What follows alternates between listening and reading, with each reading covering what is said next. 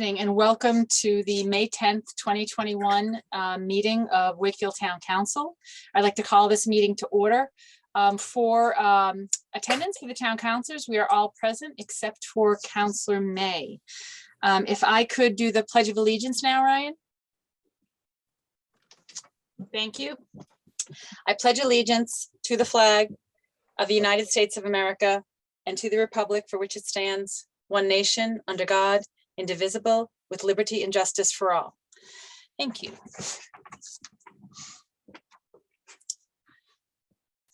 Item number 4, we have town council reorganization after the election a couple of weeks ago. And I would also like to welcome Ann Danahy to our meeting as our newest counselor. I am absolutely thrilled to serve alongside her. So for the town council reorganization, we're going to nominate a new chair and a new vice chair. For chair, I would like to begin and nominate Julie Smith Galvin for chair. I'd like to make that motion. Do I have a second? Second, Madam Chair. Excellent. Thank you, Jonathan. Is there any discussion on nominating Julie for chair? Seeing none, I will take a roll call vote to vote in Julie as our new chair. Myself, yes. Julie? Yes. Jonathan? Yes. Maureen? Yes. Anne? Yes. Ed? Yes. Am I missing? Are we all there? It looks like Councillor May's here too. Oh, excellent. Okay. Peter, do you want to vote for Julie for chair or someone else? That's okay. Can Peter hear us? Yes. Excellent. Thanks, Peter. I'm sorry I didn't notice you earlier. So congratulations, Julie. Unanimous voting in of the new chair. Thank you very much. And so I'm stepping out. Okay. Good luck. Well, so before we move on, I think I just wanted to say a few things, not least of which, Anne, is thank you so much for leading us through this very, very difficult period. Your leadership has really, been a bright light when there's so many businesses and families and really our community, it's been a difficult time. So thank you so much for your leadership. And I just wanted to say that I am really looking forward to the year ahead. I think we have a wonderful council. We obviously have great town staff that has been with us through this past year and beyond. A particular shout out to the public safety and public health professionals that we have, especially Tom Walsh and Ruth Clay. And I just really look forward to working with everyone. Peter was the chair my first year on council, and I learned so much from him that I know I'll carry forward. Jonathan, I think the 2030 visioning that you've brought to us is happening at a critical time, and I really look forward to us continuing that. Ed, I think, your work and your vision on the downtown revitalization, we're finally getting to see some of it be realized on Albion Street, and I'm super excited about what that's going to take shape of this year.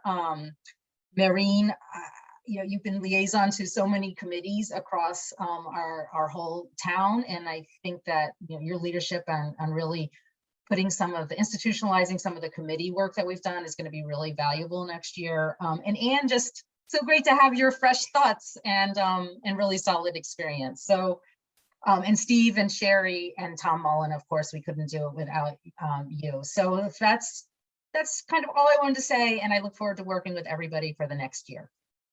So let's see who's going to help me. Our nominations are open for vice chair of the town council. Madam Chair. Jonathan.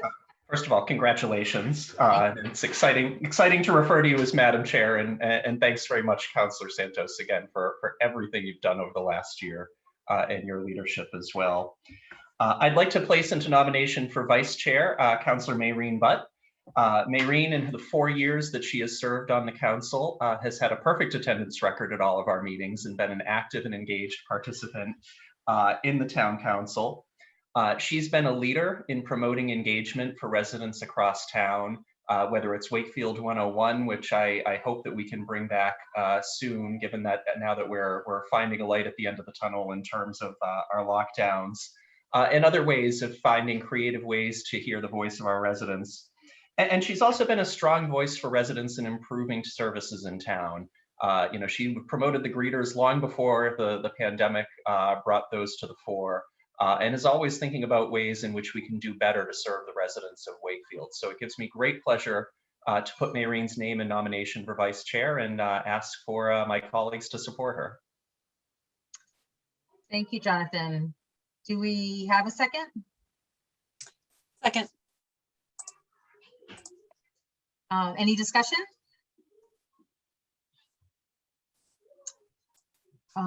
Hearing none, we'll do a roll call vote. Councillor Chimes, Yes. Councillor Danahy, Yes. Councillor Dabrowski, Aye.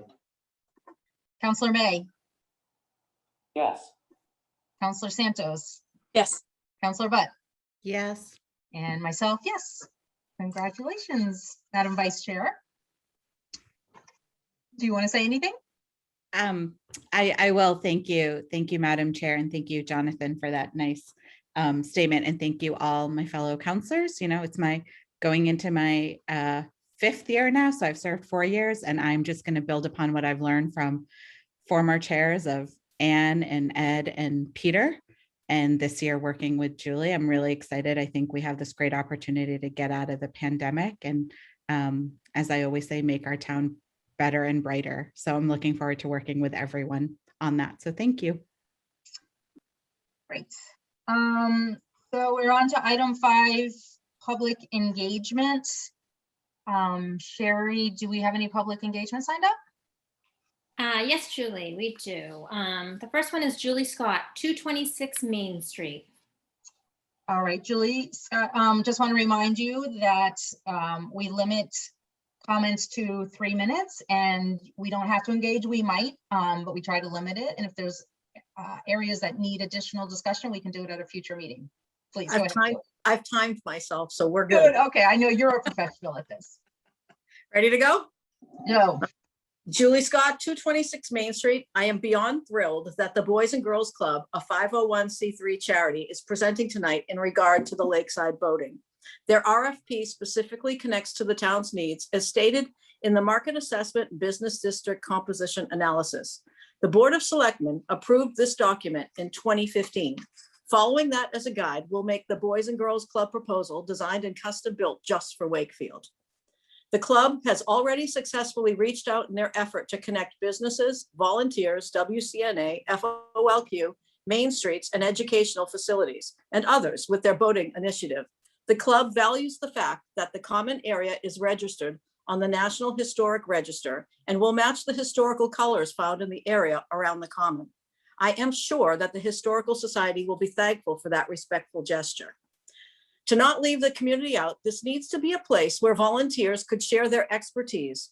And this seems like the perfect fit, a gathering place on our lake where citizens with certain skill sets could volunteer and connect with all ages. This is how you build a community. This charity, the club, relies on volunteers as well as paid staff. The other RFP represents a large commercial for-profit with a strong history of no local connection and no outreach, even when asked to do so by me. What makes Wakefield unique has come from the legacies of advocates who are visionary citizens who came before us. When I think of legacy, Bill and Gertrude Spalding come to mind. Vision led them to protect the lake and to educate our children with their leadership of the Citizen Scholarship Foundation. I was fortunate to know them both, and I am sure they would vigorously promote educational and ecological components being connected to the shores of the lake that they so loved. Both Bill and Gertrude had such respect for organizations that supported the lives of children, like the Boys and Girls Club, organizations who lead and serve to make sure children are fed and have safe places to go after school. Many of you know that my dad, Jim Scott, was also a lake advocate throughout his years serving the town on the Board of Public Works and then the Board of Selectmen, and later during his time with FOLQ. My dad is very relieved to think that the land that he worked so hard to gain for Wakefield, land that he envisioned as lakeside parkland, would be used to help Wakefield's children.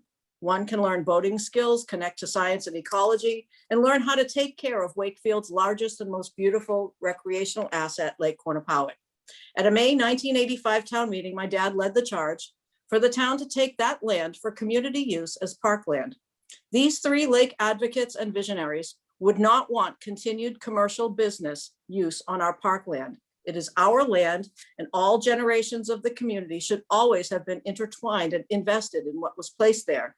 And we were not, and it's time to correct that now. Audrey Hepburn once said, as you grow older, you will discover that you have two hands, one for helping yourself and the other for helping others. This is a time for the town to put that land left by those who advocated with vision for the lake and the community they so loved to the use of helping others. Thank you. How'd I do for time? I actually, Steve's our timer. I assume it was. Okay. 3 minutes and 10 seconds. Ah, Thanks, Julie. Seven. I And was just so others 2:57. know, we are going to be discussing this as item 9. And we'll say at that time, but both proposals are open for public comment as well. So Correct. Thank you. more to come. Thank you, Julie, for your thoughts. Sherry? Yes, Julie. The next one is Meg Michaels. And I know she's on, I just need her address. Hi, I'm Meg Michaels from 17 Fielding Street. And I've been a lover of the lake, as many people know. And don't worry, I'm going to be real short, but I was so excited that the Boys and Girls Club is doing this proposal, because I, unlike anyone here, I grew up in New York and we always had community boating. I learned at a young age how to respect the water, how to keep it beautiful, and through between my college years during the summers, I had a job teaching on the water, but it's a wonderful opportunity for the kids of Wakefield. And we have this precious resource. And I'm just so amazed that so many people have never enjoyed it like I have. So I'm really excited that future generations can enjoy the lake as much as I can. Thank you. Thanks, Meg. Great thoughts. Thank you. Sherry? Yep. The next one is Karen Failer. She's on, and Karen, I just need your address too.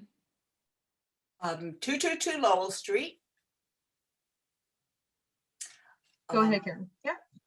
Okay, yeah, I also am speaking in support of this proposal by the Boys and Girls Club.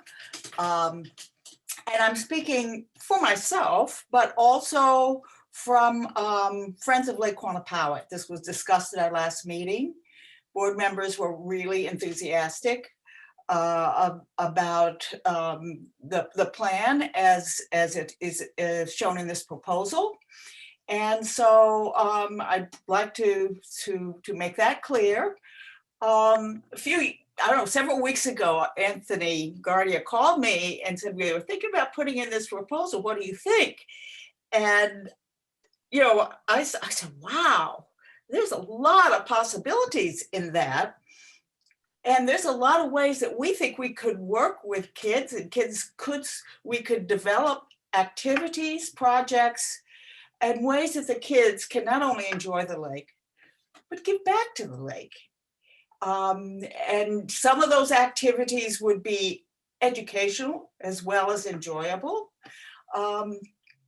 But bottom line, kids will begin to get the feeling of what it's like to contribute to their community, to enjoy the resources that are here and start giving back.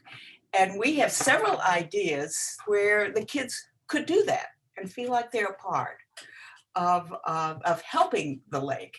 And so the ideas might be endless, but here's about 4 different ideas that we came up with that could probably happen fairly quickly with a little bit of planning.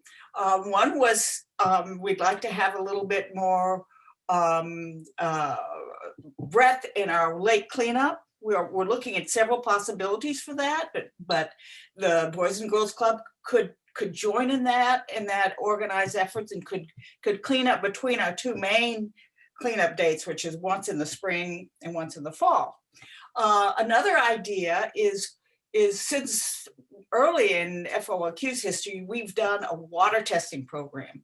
So we have data points of, what's in the water. And a lot of that time has high school students have been involved, but that's not happened so much lately.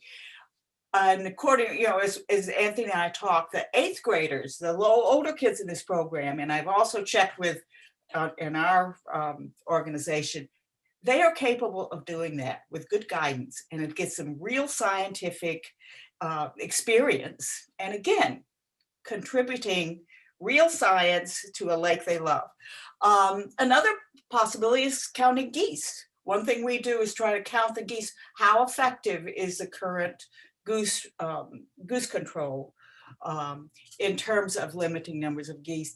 These kids could learn to do that. And Bill Butler, who's been doing it forever, he was enthusiastic about engaging kids. Another possibility is the Lake Plaza, Flag Plaza, where we have the Bricks by the Lake.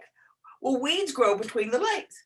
And we have retired people and adults who go down there with vinegar and shoot some vinegar water, and it takes care of the geese. But somebody has to do that. All those little lines, kids could do that. All right, I'm going into too much detail, but we think it's a wonderful idea, and strongly endorse this. And I was laughing to myself the other day. This proposal put forth by the Boys and Girls Club is a little like motherhood and apple pie, all wrapped up in one package, plus some bread. That was a contribution. So that's it. Thanks, Karen. Definitely no lack of ideas. Thank you so much. It's so great to see so many people caring and loving the lake. Sherry, do we have anyone else? Yes, we do. Alex, Carmina, and then Alex, she's I on. see. Yep, and I just need your address too, Alex. 3 Lincoln Street. Go ahead, Alex. Hi, I'm Alex Kania. I'm the executive director with Wakefield Main Streets. We just wanted to express our support for the Boys and Girls Club to operate the boating on the lake this summer and in the future. We see this as a great opportunity for boating to begin to benefit the downtown businesses and bring people from the lake down to Main Street. We would look forward to the chance to work with the Boys and Girls Club by offering ticket sales within certain businesses, as well as working to develop a coupon book that could be given out to boaters when they buy their tickets to encourage them to shop and eat in downtown Wakefield after they're done on the lake. We know the Boys and Girls Club is a great organization to collaborate with because they have a long proven track record of supporting our community. So many people only know about Lake Quannapowitt when they think of Wakefield, and we really want to show them everything else that Wakefield has to offer just down the road. We think by partnering with the Boys and Girls Club on this, we can really turn boating on the lake into an economic spark plug for the whole of downtown Wakefield. And for a group like Wakefield Main Streets, we see so much value in bringing boating to a local organization that understands and cares about the Wakefield community. Thank you. Thanks, Alex. And the Main Street's banners look really nice downtown as well. Thanks for that. Thanks. Sherry, anybody else? Yes, Tom Markham, and Tom, I just need your address as well. Yes, so thank you, Sherry, and thank you, Madam Chair. My address is 42 Harrison Ave. I joined the previous speakers tonight in enthusiastically supporting the proposal by the Boys and Girls Club to provide a summer boating program at Lake Quannapowitt. In a number of hats that I, as we all do, wear around town, I see this proposal having really been met with great enthusiasm and really an opportunity to bring lots of parts of our community together in a celebration of certainly celebration of the lake and everything that means to us, but also a celebration of a great time as we're coming out of the pandemic. We see the light at the end of the tunnel as we all keep our fingers crossed that there is. But this is perfectly well timed for for what we all hope and really need to have as an outdoor summer. In speaking specifically around the proposal in light of the quality work that the Boys and Girls Club do, there are three things that come to mind. The first coming to mind is the quality programming that the Boys and Girls Club have at their core. Quality programming is known as a hallmark of the Boys and Girls Club at all times, but especially in the recent past, in the pandemic time, when they have put great energy, enthusiasm, and of course, caution into some new approaches around student learning and active engagement. There's nothing more important, I can say, as a parent, as a school committee member, as a leader of youth programs in town. There's been nothing more important than trying to keep kids engaged and keep them outside and keep them, properly having a childhood, right? It's really important work there. And I think the quality programmatic history that the Boys and Girls Club have, it really speaks volumes. I think another good thing that Boys and Girls Club doing is this is very timely. That in addition to historic quality programs, they've always been able to work hard to meet the needs of families at very affordable rates. And I think this proposal does that as well. I think the proposal has the opportunity to reflect the very best of some new ideas and bringing together many, many resources, which is really the second thing that comes to mind with regard to the Boys and Girls Club, is the notion of community partnerships. Community partnerships are the hallmark of many things that the Boys and Girls Club have done to bring Wakefield not only on board completely as a community that is very well served, but even in this proposal itself, you've heard from some of the previous speakers a couple of the partnerships that are already in play, and I'm sure that's just the beginning of working with Wakefield Main Streets, Friends of Lake Quinnipiac, WCNA, certainly educational partnerships, even spoken to by possibilities, as Mrs. Failer said, the school department and the scouting program, as well as numerous volunteer opportunities. I think people would love the opportunity to support not only the Boys You're and at Girls 3 minutes, but go ahead. I know you have one more point, but I just want to. I have one more point. Thank you. And my final point is that at their core is also education and safety. And I think their proposal also speaks to the great experience that they have in that and the things that they'd be able to do. They've got years and years of experience providing educational programming in a safe and family-centered way to kids. And that's incredibly important as we're talking about, frankly, some of the risks that also are involved. I know the Boys and Girls Club doesn't take this proposal lightly, and I'm very pleased to be among others who are endorsing it tonight. Thank you. Thank you so much, Tom. Sherry? Sure. The next one is Sarah Neal. Sarah?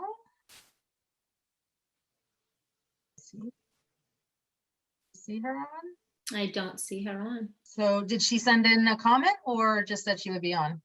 Just that she would be speaking. Okay. Yeah. All right. So Sarah. All right. Yeah, we can go to the next one. Okay, let's go to the next one. Yeah. Chair, Sarah did just arrive. I'm not sure. Oh, okay. Oh, All right. All right, okay. thanks. Oh yeah, she's connecting. Okay. Is there anybody after her? Yeah, we have two more. Oh, she's on a different screen. That's why I can't see her. Yeah, she's on the third one.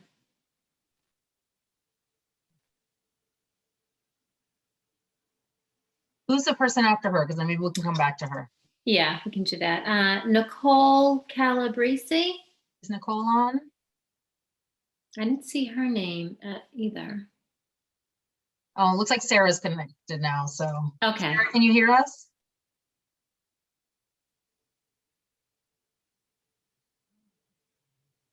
Sarah? Oh. Who's after Nicole?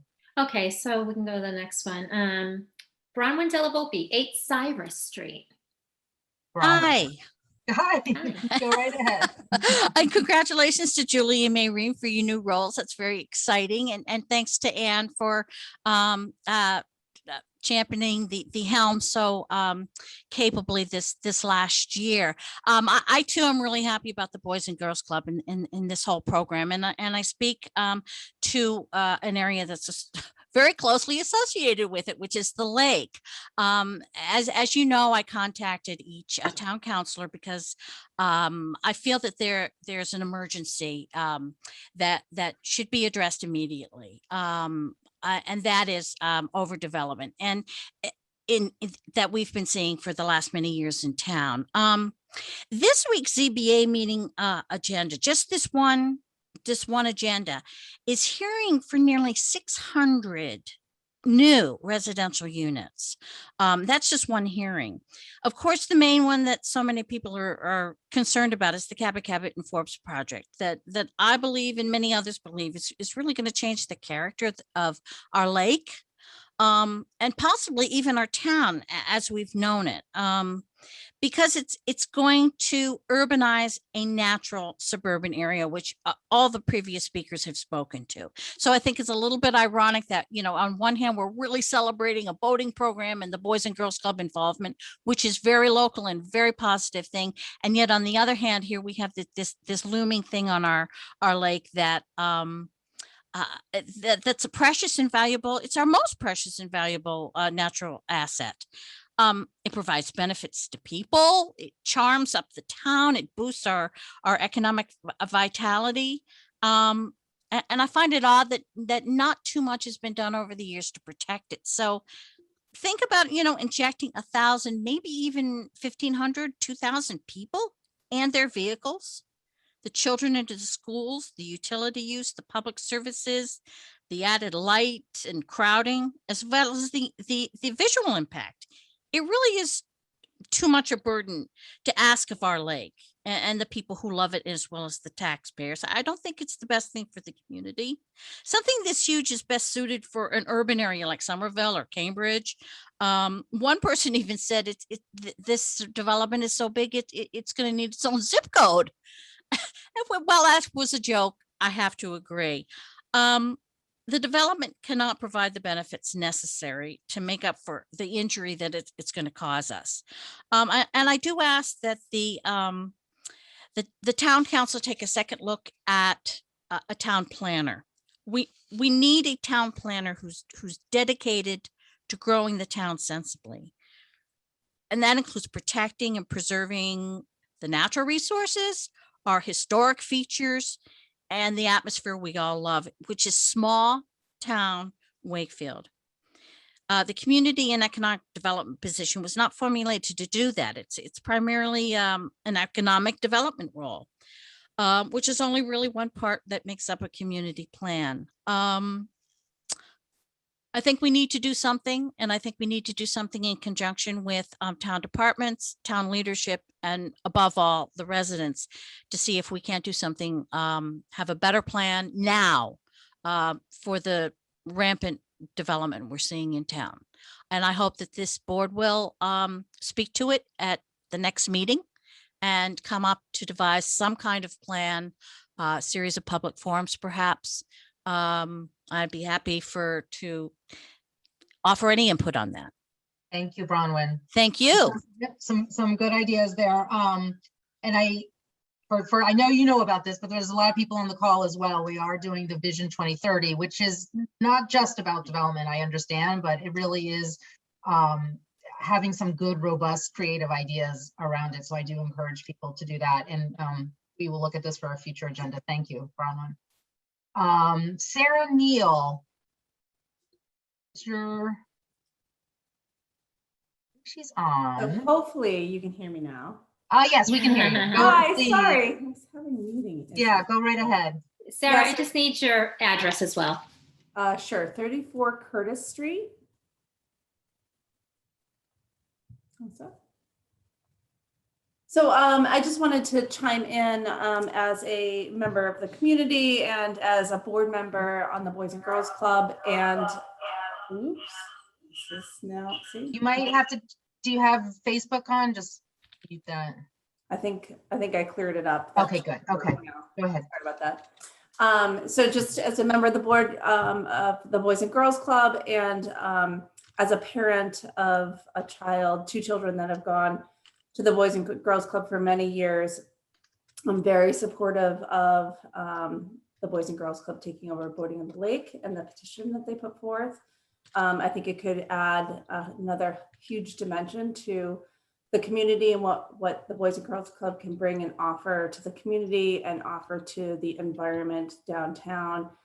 So I would just lend my support and say that, you know, if I think about the amount of activities that my kids participated in with the Boys and Girls Club, whether it's summer camps at the pool or after school programs, I can just be so supportive of, you know, the safety that they have, the safety protocols that they have, the experience and their leadership that they have. So with all that, I just say I'm very supportive and hope you'll keep that in mind.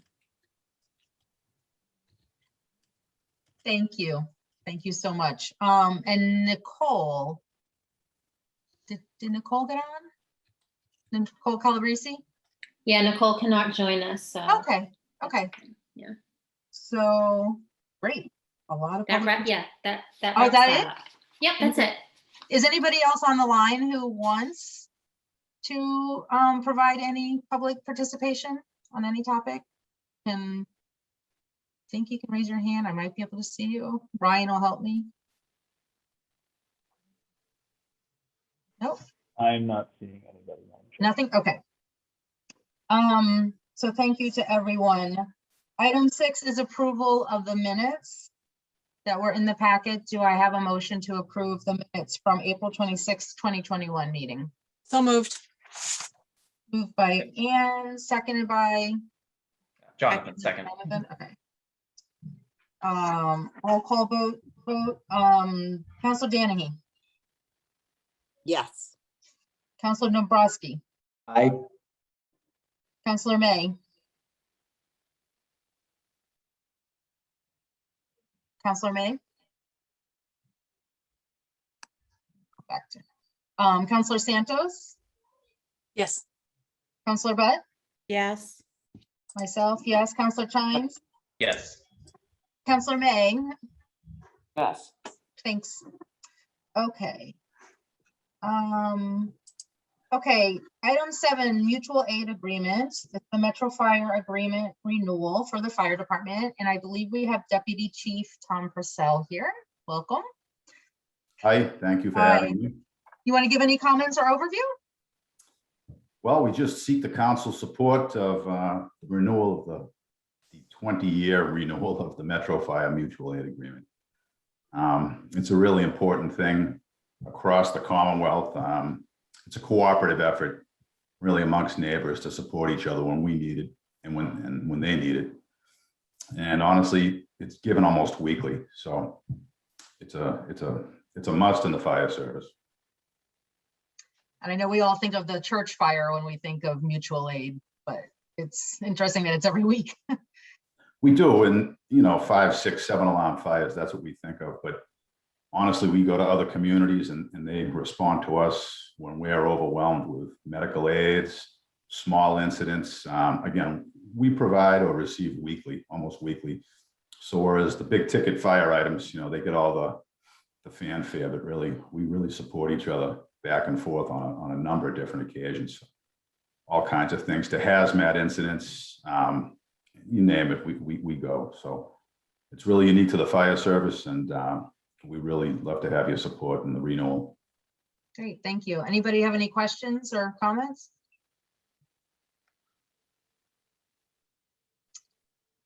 No. Jonathan, go ahead. Thank you. Sorry, I'm a little slow on the mute button today. Just 2 quick questions, detail questions. I noticed in the letter that we received from Metro Fire, it seemed to suggest that the prior mutual aid agreement expired last year. Was that extended because of COVID, or has there been any kind of gap in service? No, I believe it was extended because of COVID.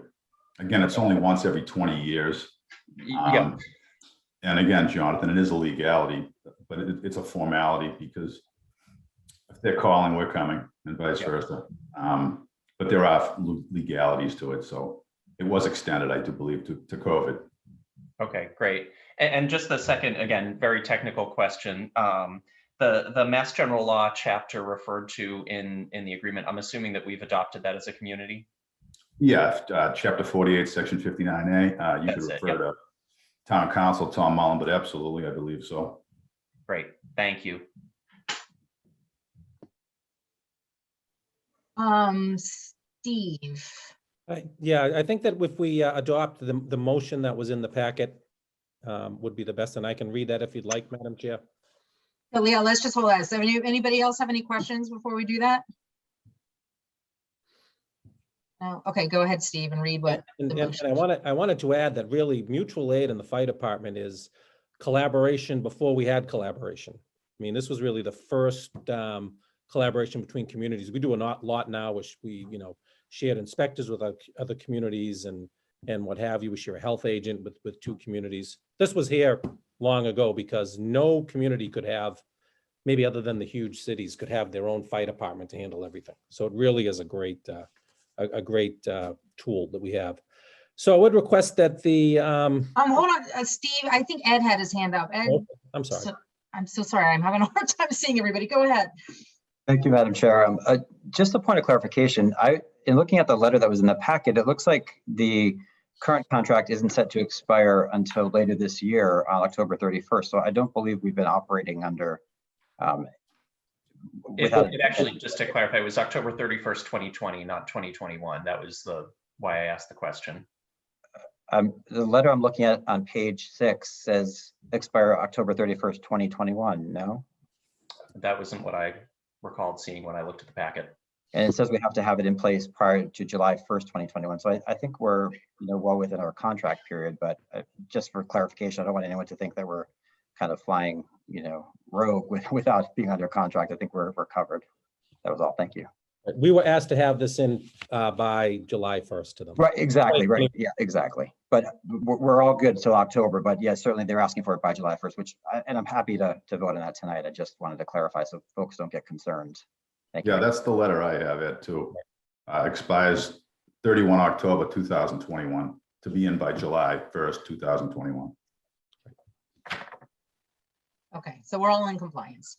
Yes. All right. Anybody else? Steve, you want to read the motion? Sure, I can. The motion would be to authorize the Town of Wakefield Fire Department, including any ambulance or other EMS component, to go to aid another city, town, fire district, or area under federal jurisdiction in this Commonwealth or in any adjoining state in extinguishing fires therein, or rendering any and other emergency aid, or performing any detail as offered by the head of the fire department or the Joint Base Cape Cod Fire District, and while in performance of their duties in extending such aid, the members of the department shall have the same immunities and privileges as performing the same within this municipality of Wakefield. That's okay. Do I have a motion? So moved. Second? Second. Okay, so moved by Ian, seconded by Jonathan. Roll call vote. Councilor Dombrowski. Aye. Councilor May. Yes. Councilor Santos. Yes. Councilor Butt. Yes. Myself, yes. Councilor Chines. Yes. Councilor Danahy. Yes. Okay, so motion passes. Congratulations. We are still part of the mutual aid. Thank you so much. Again, thank you for the council for your support. Thank you for everything you do every day.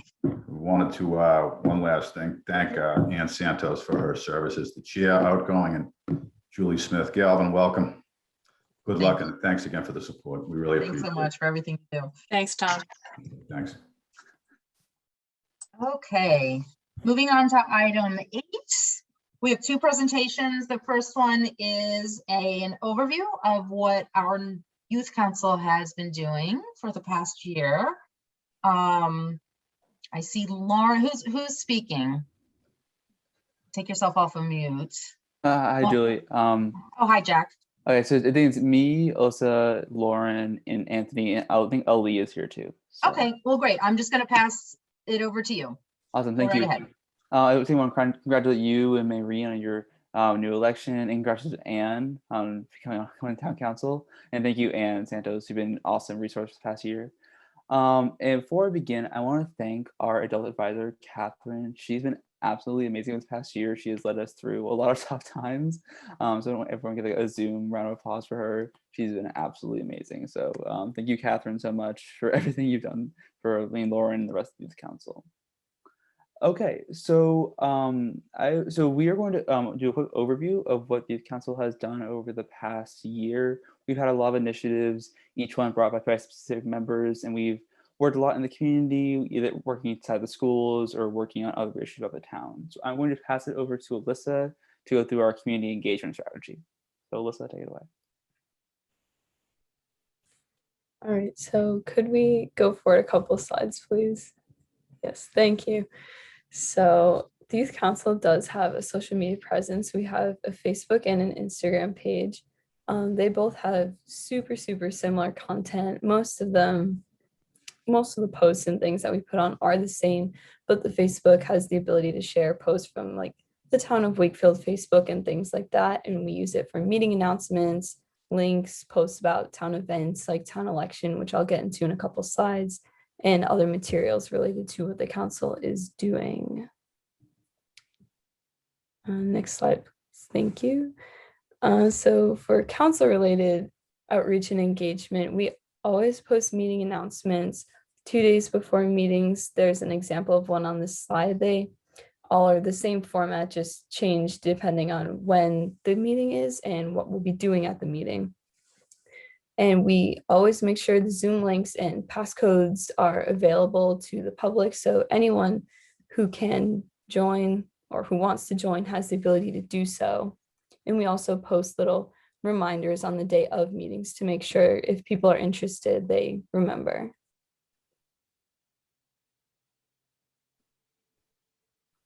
We also have some newsletters and press releases that we do. We have bi-monthly newsletters that are distributed by high school administration and the Galvin administration and PTOs. So thank you to all the administration and PTOs who do all that for us. It's really great to be able to have that distributed to parents as well. And we also have some press releases that we've been using to just kind of introduce the council and what we do when we first came about. And we used one to announce our decision and thought process on our warrior logo vote.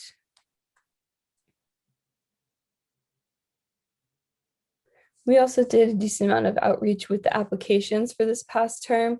We posted about when applications are open, when they were due, what kinds of materials people should submit if they were interested. And we also put little posts up about kind of what the council does, what the commitments are, and things like that, just so people could get a better understanding of what we do as a group. Those went both on our Instagram and our Facebook, and we have a link tree that all the resources were provided through. And the Galvin and Wakefield High School administration also helped us get the word out about that as well.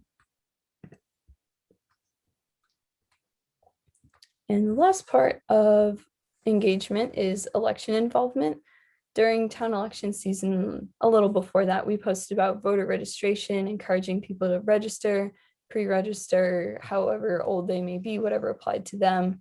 We provided links for that, resources, benefits, all that kind of stuff. And once town election season rolled around, we made sure that we put out the dates and times where people could go vote to encourage people to vote. Awesome, thanks, Alyssa. So next, I kind of want to go through our first really big initiative that we worked through, which was the warrior logo, as most of you probably know. So do we go to the next slide, please?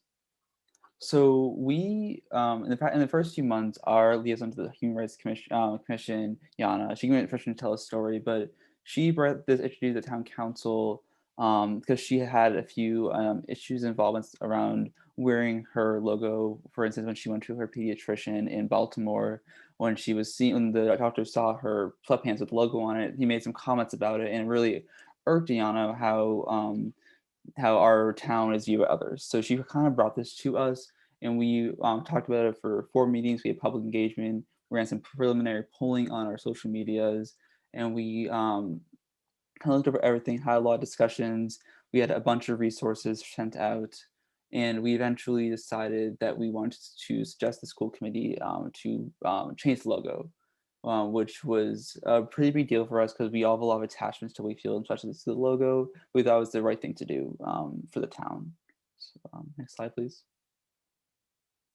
So we did a lot of outreach and engagement, as I talked about before, mainly on our Instagram and our Facebook, giving people chances to give out their opinions on how they felt the logo, how they value the logo and what they saw in it and what they thought wanted to change or not. And it kind of allowed us to get involved in our community, and the community talked to us. This is our really first time actually getting in touch with people, because we started out in June and this is August. So we had our first few months, we were getting settled into kind of the group of things. Now we are going out into the community and talking about really important issues. So I think this was a really good start into our engagement with the community. And then finally, our actions taken. We had a lot of people come to the council, and then the council went to the school committee. Our 2 liaisons to the school committee and myself went in, showed our research and showed our opinions to the school committee. We worked with them, and the school committee did eventually vote in March to retire the logo. So that was a really big deal for us, going through our first initiative and getting a really good result that we thought would help the community. Thank you, Jack. So my name is Lauren. I'm going to be talking about our current initiative, which is bettering the mental health of our peers during the pandemic. So if you could go to the next slide.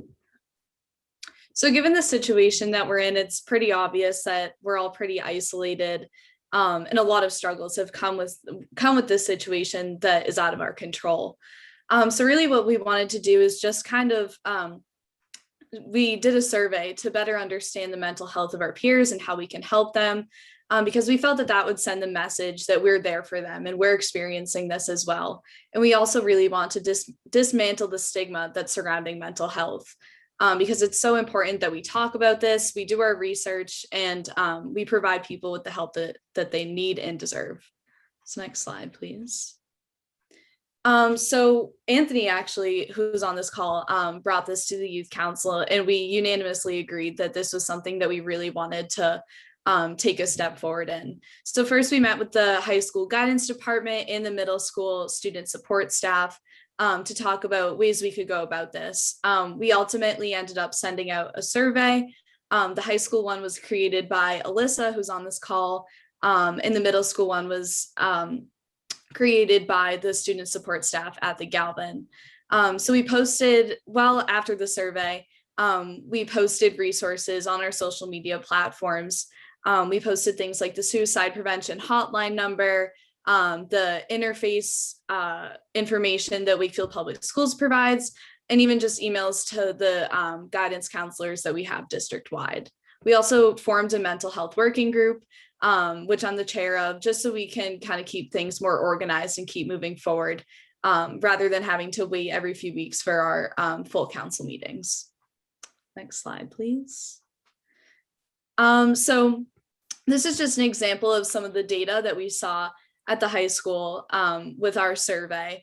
So we actually will be presenting these specific results to the school committee tomorrow night at 7:30. So if you'd like to see more of these, feel free to join into that call. We'll be discussing the hard data, but also give some insight into why we feel that our peers answered the way that they did. Next slide. So we also used our social media for some outreach and engagement.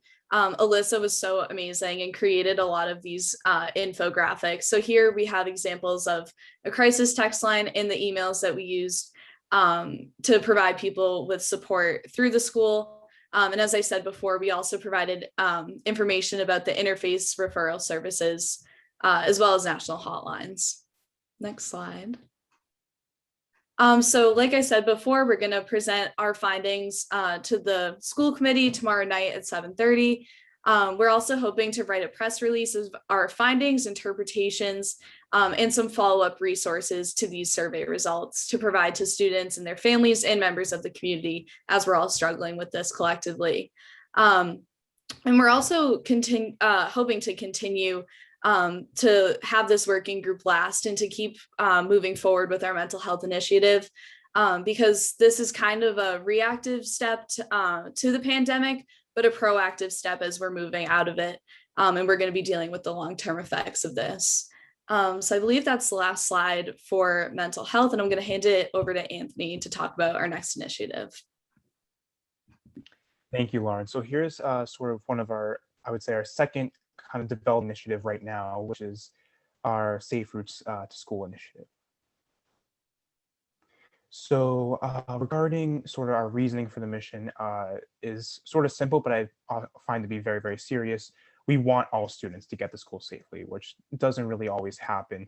In many cases, you know, alongside that, students do have the opportunity possibly to bike or to walk to school, but they simply don't choose to do that just because of the lack of safety with regard to that in their travel path to school.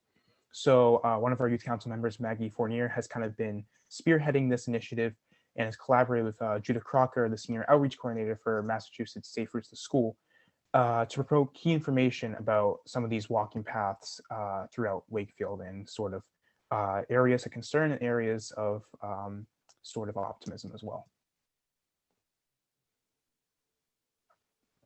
So some of the actions taken were the fact that, I believe the most major action was the fact that Maggie joined with some other major figures throughout Wakefield, including Madam Chair Judith Smith-Galvin, to conduct a walking assessment throughout the town to develop a very detailed report of sort of many of the findings with regard to safety concerns, or also positive areas with regard to safety for students in their travel to school. So on the right, you can see two of the many photos that were taken during this walking assessment. And the first one here is showing two crosswalks really close in proximity to one another on Armory Street, which I believe Judith highlighted due to the fact that one of the crosswalks has an incorrect arrow, and also the fact that drivers may become actually distracted by there being two crosswalks and may only pay attention to one, there's also a similar issue to that, I believe, on North Ave parallel to the MBTA station. And also on the second-hand image, there, the area for Richardson and North Ave is often congested due to the abundant gas stations. Patrol traffic, queue traffic is reported to block the crosswalk. So just another area of concern with these blocked crosswalks occasionally. And this is just a snippet of many of the observations and photos that were taken during this really, really important walking assessment in February. So generally our next steps is at our next meeting, we will meet with Brian McCoubry from Safe Streets, just working to discuss how to move with these findings forward and how to sort of go about with improving the areas of concern, and maybe also even promoting some more positive areas. For example, I believe one positive area, and I found this to be interesting because I never even knew this term, was the fact that there are actually two pedestrian islands on the intersection between Nahant and Farm Street. And actually, I always have seen those, but I never knew what the actual term was. And they proved to actually provide a lot of safety for students by allowing them to not cross the street, that crosswalk between Nahant and Farm at one consecutive time, and they can kind of move and stop as they go along, instead of just simply going at once, which can prove to have some safety concerns with that. And with that, I'm going to leave it over to Ali to talk about liaison engagement. Thank you, Anthony. Can we move to the next slide?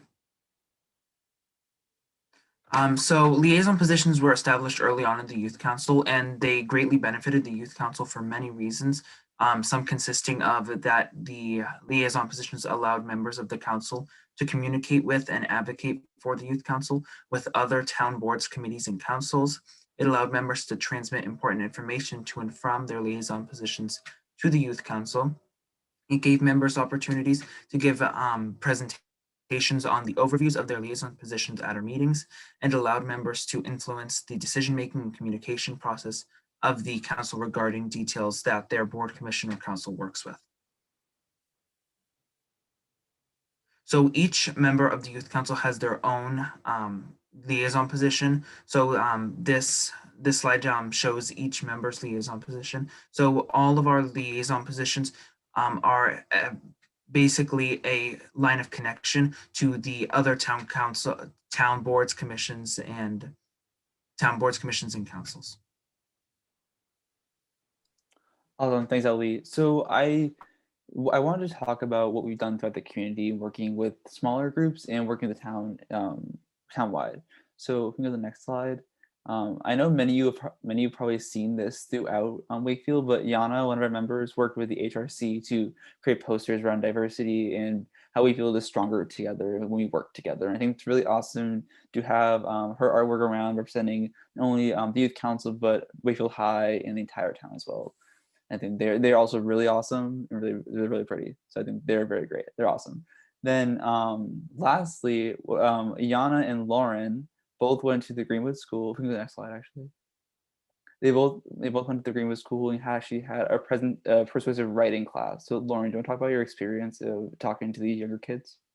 Yeah, absolutely. So in light of all of the work and the outreach that we did in our initiative with the warrior logo, we actually did a lot of persuasive writing. So a teacher, Miss Bram at the Greenwood School, reached out to Mr. Lyons, who then reached out to Catherine for the Youth Council. And we were connected to talk about persuasive writing and how something doesn't always go the way that you want it to at first. You can always try again in different ways, and just how it's so important to know your audience and to back up your opinion with fact. And that's really what we did with the warrior logo. So it wasn't focused on that specific initiative that we did, but I think it was really effective. And we were able to hear their ideas of what they were doing for their persuasive writing. So I think we had a student who wanted to write to the governor of Florida to prolong their mask mandate. And we also had people talking about maybe getting a puppy to the people they live with at home too. So it was so fun getting to interact with younger students and really feel like we're engaging with the younger side of the youth generation that we're a part of. Awesome, thanks, Lauren. So now I would love to kind of facilitate Q&A. I know we've thrown a lot of information at you, so we would be happy to answer any of your questions. And again, I appreciate your time and your willingness to form the youth council and really get involved with young people in town. So we would be happy to answer any questions you guys have. Yeah, thank you. And I will just say, I think that your impact influence is more than we ever imagined, a year ago when we were talking about this. So thank you so much to all of you. Jonathan, you had a question? Oh, I don't know who was first, actually. I just saw. I think Ann and Maureen had their hands up first, so I'm happy to wait. Ann? You're on mute. Like old times. No question. I just want to say that it's been really wonderful working with you all this past year. And I can say, Lauren, what you were just talking about, know your audience and facts, and you can come to my law school class and help teach any day, because I say that probably 20 times a class.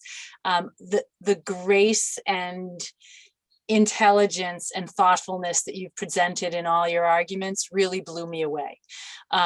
You clearly were given great advice by, I'm sure, Catherine and parents, and I know we had talked about how, when in difficult situations, how to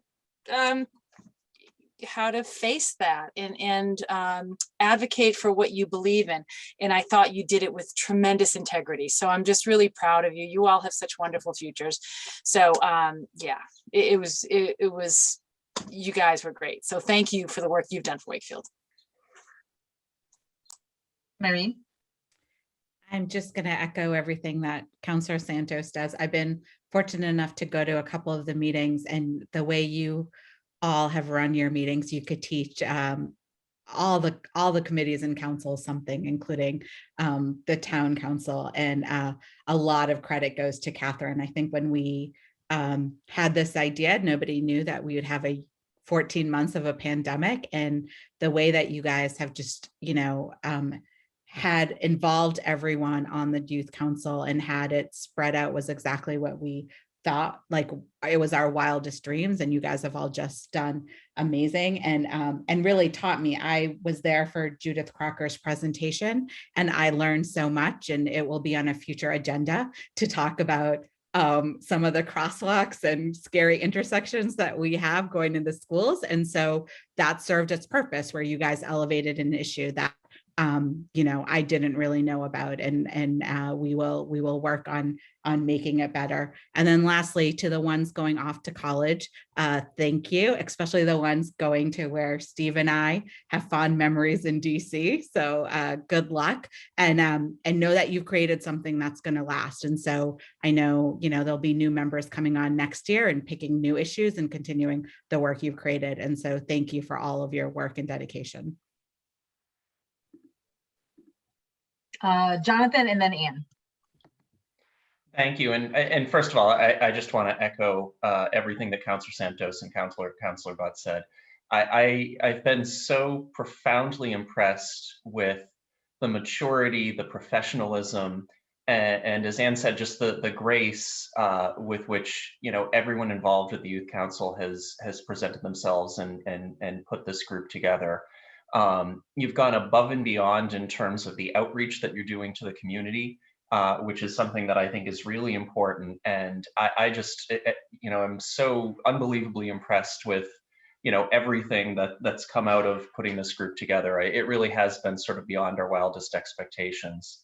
I do want to highlight, obviously, to thank everyone on the Youth Council and Catherine Dingra as well.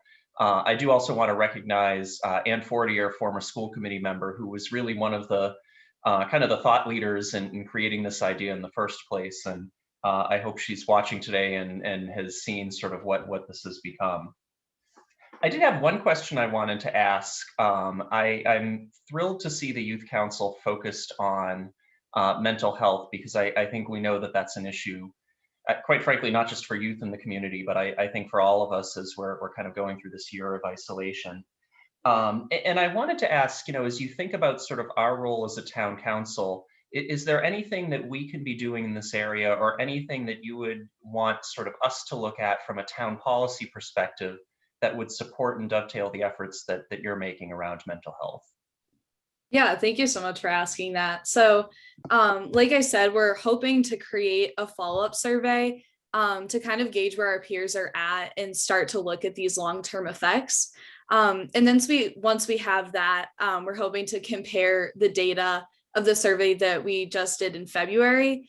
And then we're hoping to create really solid next steps of if there needs to be, this would be a school committee matter, but if there needs to be some new hires in the school system for more counselors, or if we need to maybe hire somebody within the police department who can work in mental health crisis issues and just stuff like that. So I think that's definitely something that once we get closer to doing that next survey and comparing these results, that we'd really like to work with you on. So thank you. That's terrific, and we absolutely look forward to hearing how the survey goes and collaborating with you on those results. Thank you so much. Anne, Danny. So I'm just going to echo what everybody said. I'm just amazed at your professionalism and the amount of work that you were able to get done in this last year. And leadership is about taking tough positions and keep going your course. And I think that you've done that effectively and not really letting emotions take over. So that's amazing. I was getting all excited because you are doing what I've done in my career, which is strategic planning, and it's using data, gathering data to make informed decisions and using that data to develop solutions. So, and how to prioritize what are those issues. And I'm amazed at how well you've done that. That makes me very happy. And I think it's a great strategy and has led to a lot of success. very sad to see that 80% of the students are feeling more anxious or depressed as a result of this pandemic, because I know that even before the pandemic, mental health issues have been a big concern in our school system. And when I was on school committee, we continually, every year that I was on school committee, we continued to increase resources towards mental health, social and emotional learning at all levels. And so I think that that needs to continue.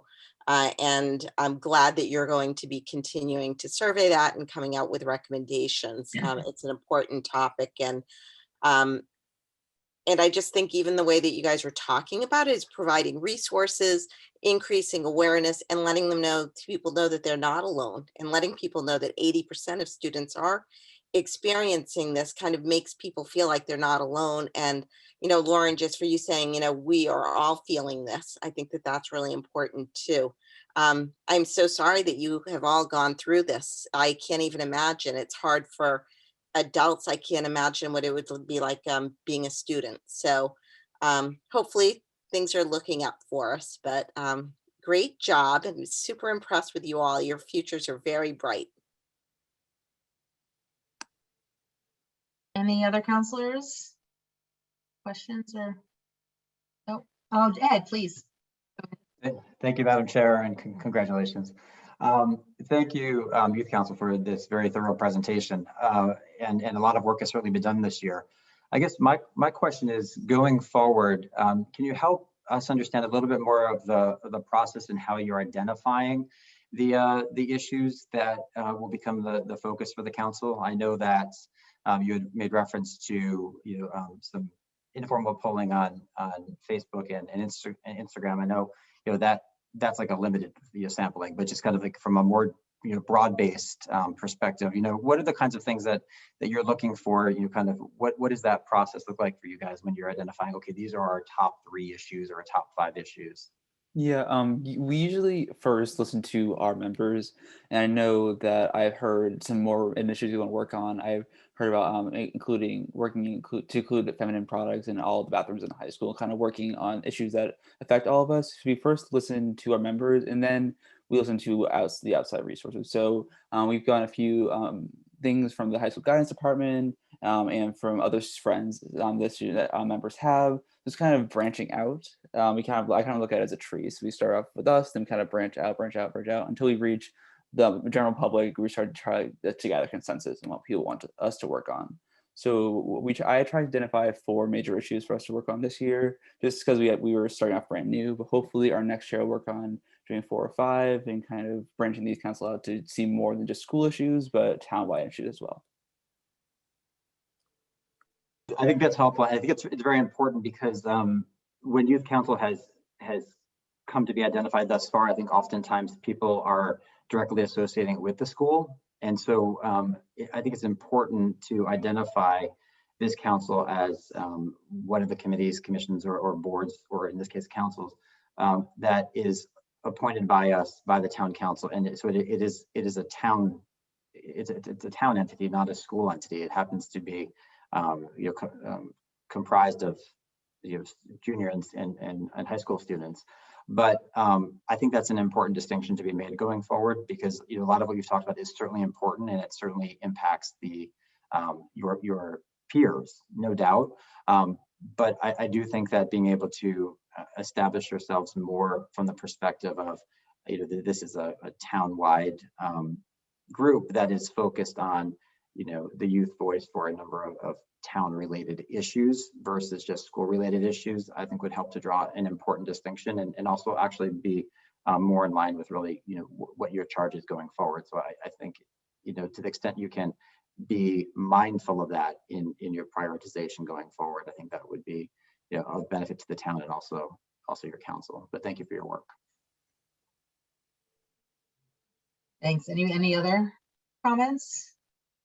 I'll just say, some of the things I've seen you do on the Environmental Sustainability Committee have not been solely school focused. And so I think you definitely have that breadth, and we need to use you as a resource for the whole town. And you should certainly look to the town council as a resource for your work as well. So Thank you all. Thank you, Catherine, for being such a great adult leader with them. Good luck to Jack and Alyssa and Anthony as you move into your next stage. I know someday you'll probably be sitting where we are, if not in Wakefield, certainly somewhere. So thanks for coming and good luck to all who are Lauren and Ali as well as you take over forward. So I think that's all we have for now. Catherine, did you want to add anything?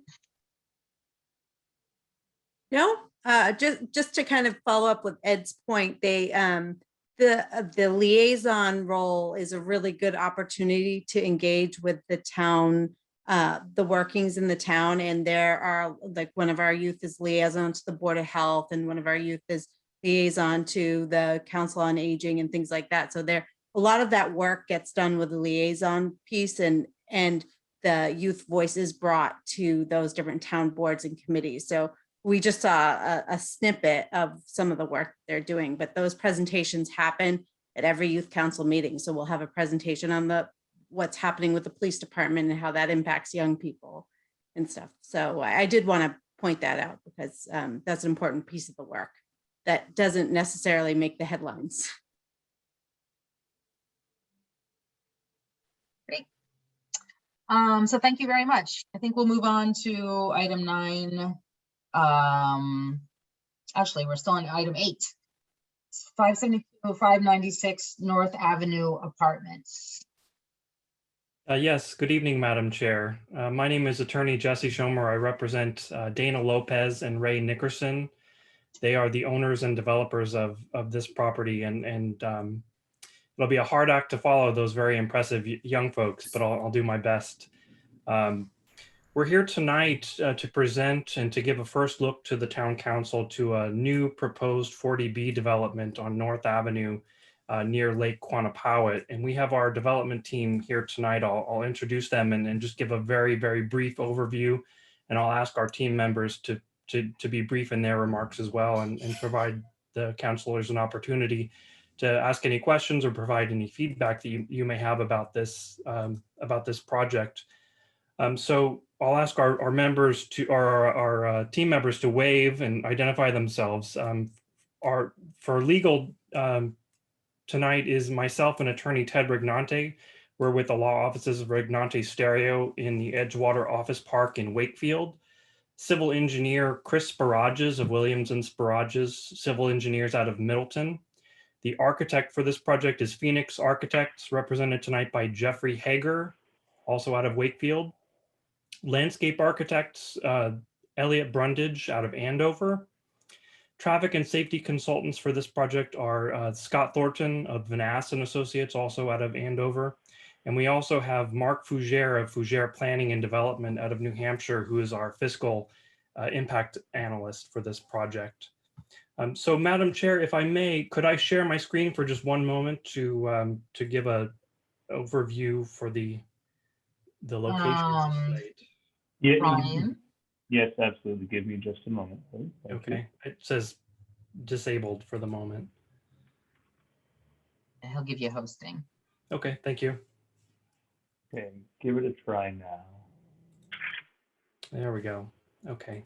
I think you're all very familiar with the location. Can everyone see that okay? Okay, so the property that we're looking to develop is labeled locus here. It's actually 3 parcels. The majority of this is wetlands, and the development that we're proposing is at the front of the site here. Now, if I zoom in a little bit, and it looks like I can't do that. The location of the property, this is North Avenue here, and 598 and 600 North Avenue are the location of apartments that were previously developed by the town. Across the street is the Lakeside Office Park in Lake Quannapowitt. We have automobile dealerships, Route 128 up here, and then Reading Town Center is off to this direction here, and there's also Walker's Brook Parkway Shopping Center and grocery stores and restaurants. The Wakefield Town Center and Town Hall is in this direction to the planned south. And so the site that we're looking to develop is right here. And also one other thing to note, there is MBTA bus line 137 that runs down North Avenue and provides access to the MBTA commuter rail station in Wakefield. So as you can see that this location here is very centrally located to a lot of amenities, offices, shops, automobile dealership, and has great public transport access and easy access to Route 128 for automobile commuters. The proposal that we're here to talk about tonight is a 38 unit apartment development at the front of the site here. It would be proposed as 4 stories of rental housing consisting of 21 one-bedroom apartments, 13 two-bedroom apartments, and 4 three-bedroom apartments. This proposal will contain 58 outdoor parking spaces, which is a ratio of about 1.5 per unit. And all of the parking, as Chris Sparages will show you, is located behind the building to prevent view from the street for most of that parking. As I mentioned at the outset, this project will be developed under Chapter 40B. So 10 of the 38 units, or approximately 25%, will be designated as affordable housing units and will be available for rent only to persons earning not more than 80% of the area median income. However, because this is proposed as a rental project, all 38 units will be eligible for inclusion on the town's subsidized housing inventory. At the moment, as of December 21st of 2020, the town is currently at 6.7 affordability, and this project will bring the town to just over 7% affordability. So before you all say, aren't you guys at the wrong board? Normally 40B goes to the zoning board. The reason why we're here tonight is because we're a little bit behind that point in the permitting process. We're currently preparing to present an application for what's called project eligibility from the Massachusetts Housing Finance Agency, also known as Mass Housing. And I'll stop the share here. And the mass housing process is the first step in the 40B process before a project like this can be filed with the local zoning board of appeals.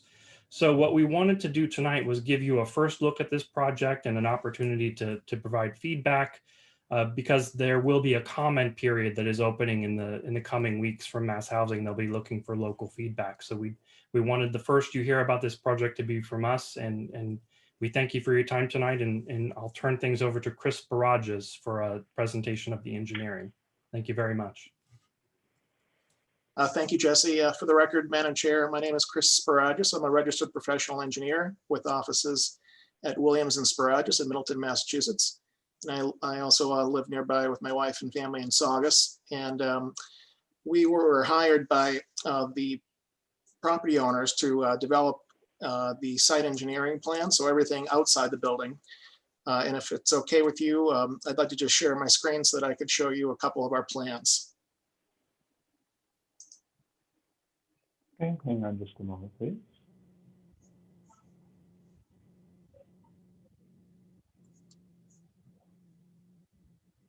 See if you can now. Okay, let's try it. Okay, try again. I might have done the wrong person. My apologies. Okay, perfect. Let's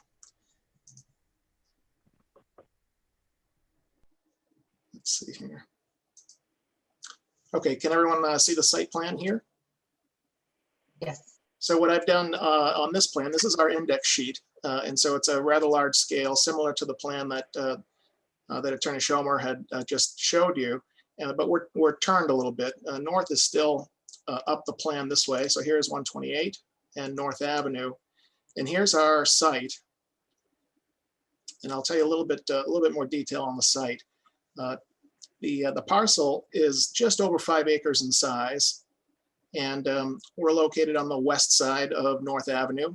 Along the back part of our property, we back up to the MBTA commuter rail, the Haverhill line. And Jesse mentioned the 2 apartment projects that are already exist just to the north of us here at 598 and number 600. Just to the south of us is the Knights of Columbus property. And then across the street from us to the north and northeast is the Lakeside Office Park that has various businesses. And then to the east and southeast, you can see Willard and Fielding Street closest to us across the street. And these are residential neighborhoods with single family homes. I'm going to switch to another plan now. But before I do that, if we scroll through and I take you to this plan, and I'll blow this up in a minute. But this screen shows the 5 acres, just over 5 acres. And the front part of the property, where we're going to be developing the apartment building and the parking lot, is just under an acre. Then our property is divided almost in half by a pretty big sized wetland here. So about half of the property is wetland. Out in the back, there's a very large upland area as well. But this proposal is only to develop this roughly 1 acre part of the property out front.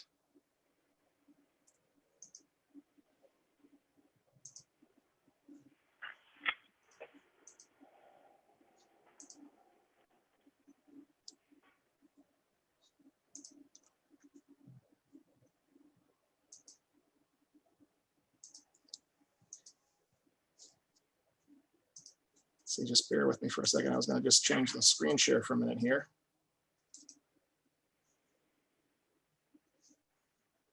Okay, there we go. Sorry about that. Here's just a color rendering of the plan.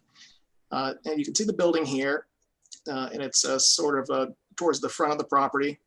And what we're proposing to do is to access the property with a new driveway entrance here, and our parking field will wrap around the building in this fashion. This is a 24-foot wide aisle that allows for two-way traffic for cars coming in and out. And this parking field provides for 58 parking spaces.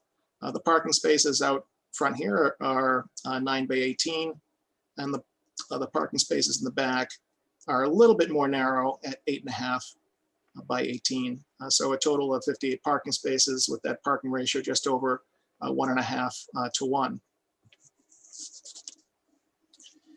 The utilities that we have available to us out in the front of the project along North Ave are plentiful. There's access to town water, there's access to town sewer, and along our side of the street, there's overhead electric cable and communication lines, which we intend to access as well. In terms of fire protection, the fire department connection is proposed in the front of the building, about here. And we're proposing to install a new hydrant in the front of the building, which is the common practice of the fire department, to have a new fire hydrant or a fire hydrant available at least within 100 feet of their fire department connection. The entire building, of course, will be sprinkled. As vehicles come in, we are also providing an enclosed dumpster area in the very back of the property, which will be fenced in with easy access for vehicles to come in and remove both recycling and municipal solid waste. And in terms of stormwater management, what we're proposing to do in our parking field here, I'm just going to share one other plan with you that shows our proposed stormwater management system. This is the same plan that we were just looking at. What we're proposing to do is to collect stormwater runoff that hits the roof or our paved surfaces here in a series of what we refer to as best management practices.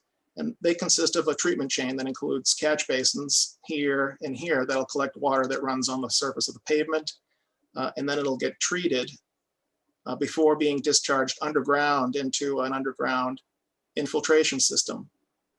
Roof runoff is considered clean and will have a direct discharge with underground pipes that'll collect all of the roof runoff and direct it under the ground here to recharge the ground. And then the stormwater management area, of course, does have an overflow that heads out this way. And this gives you an idea of how close the wetland resources are. This is the green area here. And because we're working within 100 feet of the wetland, we'll be filing with the Conservation Commission. And all of our stormwater management design is required to meet the DEP's stormwater management regulations. And locally, that's administered by both the Conservation Commission in this case, and by your engineering department. So that's the conclusion of my engineering presentation. And at this point, I believe back to Jesse so that he could introduce the next professional. Thank you. Thank you, Chris. I'd like to turn it over now to Jeff Hager of Phoenix Architects. Thank you to the board, and for the record, this is Jeff Hager with Phoenix Architects speaking. And if you can give me the ability to share screen, I'll go ahead and present our design to you guys. Okay, you should be able to now. Perfect. Yeah, so I'll start by walking you guys through our unit counts and floor plans, then I'll come back to how we arrived at this design and what we're trying to achieve with regards to conforming to context and other buildings in the surrounding area. So this building consists of a 43,000 square foot building. Each floor is roughly between 10,000 and 11,000 square feet. As Jesse had already gone over, we have 21 one-bedroom units, 13 two-bedroom units, and 4 three-bedroom units. The 4 three-bedroom adheres to the 40B code for their requirements for 3 bedrooms. There will also be 2 fully ADA compliant units. On the first floor, we have 8 two-bedroom units, 8 total units. We're having a pretty generous gym area as well, so there'll be an amenity space for the tenants. We're also including an area for electrical meters that will all be housed internally, so there's no visually they won't be seen from the outside. Second floor and third floor have the same plan. It consists of 2 3-bedroom units, 2 2-bedroom units, and 6 1-bedroom units. Each have 10 total units. And then the third floor, once again, there's 10 total units, 2 3-bedrooms, 2 2-bedrooms, 6 1-bedrooms. And we're starting to incorporate, fourth floor is 2 2-bedrooms, 8 1-bedrooms. And we're starting to incorporate outdoor space. You'll see on the exterior, the reason for doing that is to step back that floor and reduce the scale of the building. Chris had started to present the location. You can see we're on this threshold between larger scale commercial and residential projects and smaller single family neighborhoods. So part of the goal of this project was to continue that look of the residential neighborhoods and blend that threshold so it's not, imposing on the single family neighborhoods. Going back to the artist's rendering, you can see what we've done is when you lay out this sort of building, you start having this larger mass. So we're trying to break that up and create these 2 separate masses that become the primary focus of the building. And then once again, you start to create a cadence with these secondary pieces by stepping those back. It reduces the scale of the building, creates a rhythm as you walk down the street. This interstitial space between the 2 masses really gives hierarchy to the entryway. And our goal was to have that focal point right in the middle of the building. Once again, we're showing a large pronounced entryway, really giving that hierarchy and trying to have that focal point as you come down the street. From a materiality perspective, we wanted to relate to, some of the buildings towards Lakeside as well as the residential neighborhoods. So we're proposing a brick facade, and that's relating to its context with the Lakeside development. And then as you see, those smaller secondary pieces are clapboard, and that's kind of nodding our cap to the residential neighborhoods beyond. So once again, you have this 1 2 3 cadence. We're breaking that 4th floor up, switching between the brick and then aluminum panel siding, and then the cornice detail on top becomes more traditional and less transitional. So I'll leave that back to Jesse just to introduce Elliot Brundage for the landscape plan. Thank you, Jeff. Elliot, take it away. Okay, I would like to share a screen as well.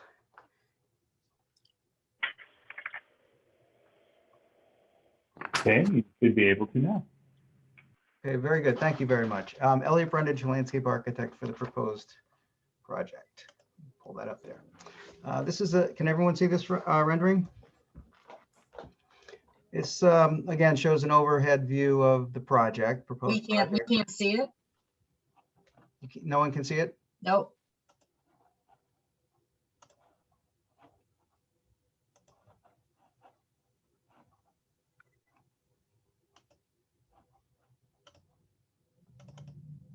How about now? Yeah, it looks like it's coming. Very good. Yes, go Okay. ahead.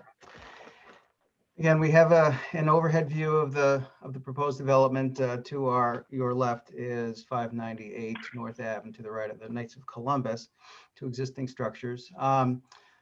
The general plan for the proposed landscape design strategy is to sort of emulate what we have happening on the two apartment buildings to the north, or to the west, I'm sorry, 598 and 600, and want to carry those street trees along the front of the building. Currently, there are four or five street trees in front of each building down to the west. We want to continue that for visual continuity, as well as creating a lawn area that carries through to those three buildings as well. The treatment, again, closer to the building foundation will be similar to what we have next door at building 598 in order to, again, create this visual continuity between the spaces. Moving around to the side of the building, we'll continue the smaller landscaping portion, grass areas, as well as shrub beds, which will be fully irrigated by an irrigation system. We've got a retaining wall over on the right-hand side, closest to the Knights of Columbus, in order to maintain the grade between the two properties. We're planning on putting some visual screening in between that. That would be a 6-foot fence that would separate the two uses, or the two spaces. We've got an 18-inch gravel base strip around the perimeter of the foundation in order to keep that clean and neat.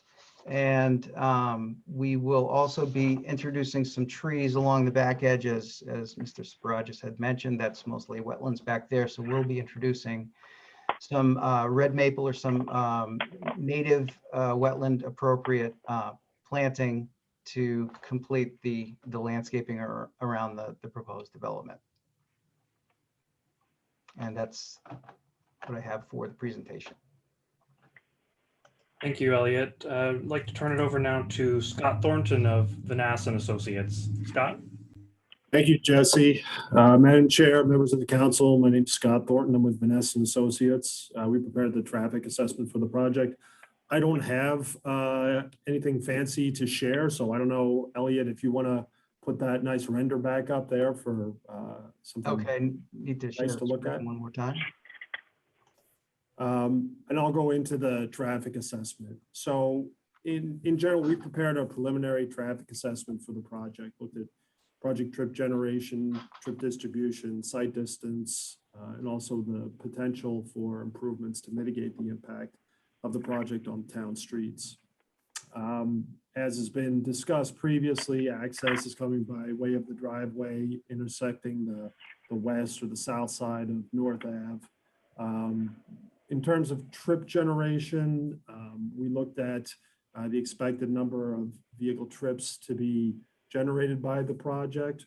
We're looking at probably somewhere in the area of around 200 daily vehicle trips. That's one way in, one way out, and between 14 and 17 peak hour trips during the morning and evening peak hour time periods.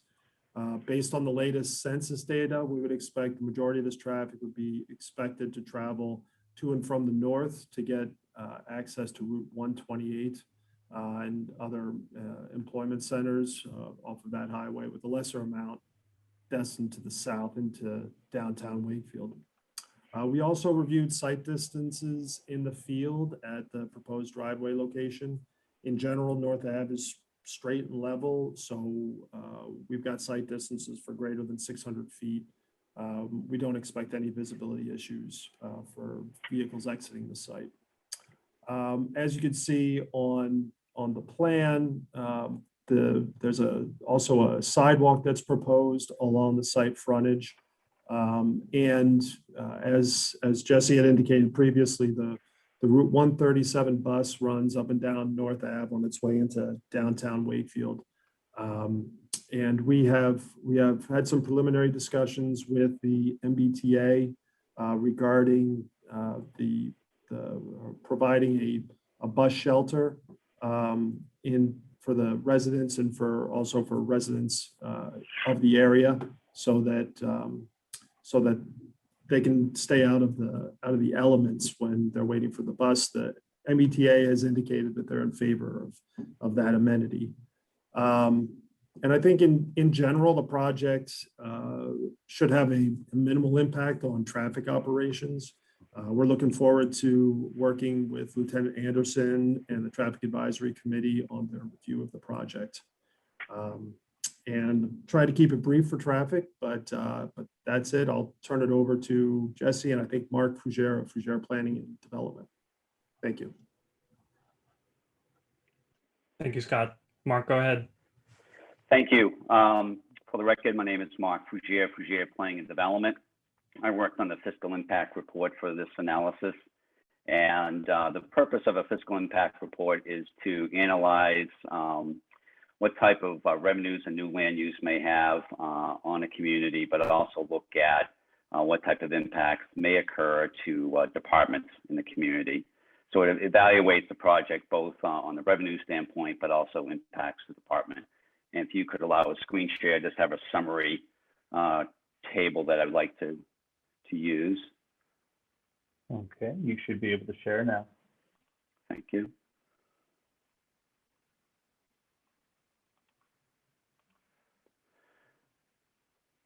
So again, this is a 38-unit apartment complex. And the first thing we look at, Madam Chairman, is what type of revenues this project may generate. And principal revenues are going to come from two sources: property taxes and excise taxes from vehicles. On the property taxes, we used the existing apartment complexes in the community, the Everly and Vista, as compatible projects. Based on looking at those assessments, we're estimating a value of $7.3 million for this project, which will generate approximately $93,700 in property taxes. In addition, we're expecting another $31,000 a year in vehicle excise taxes for a total revenue of $125,000.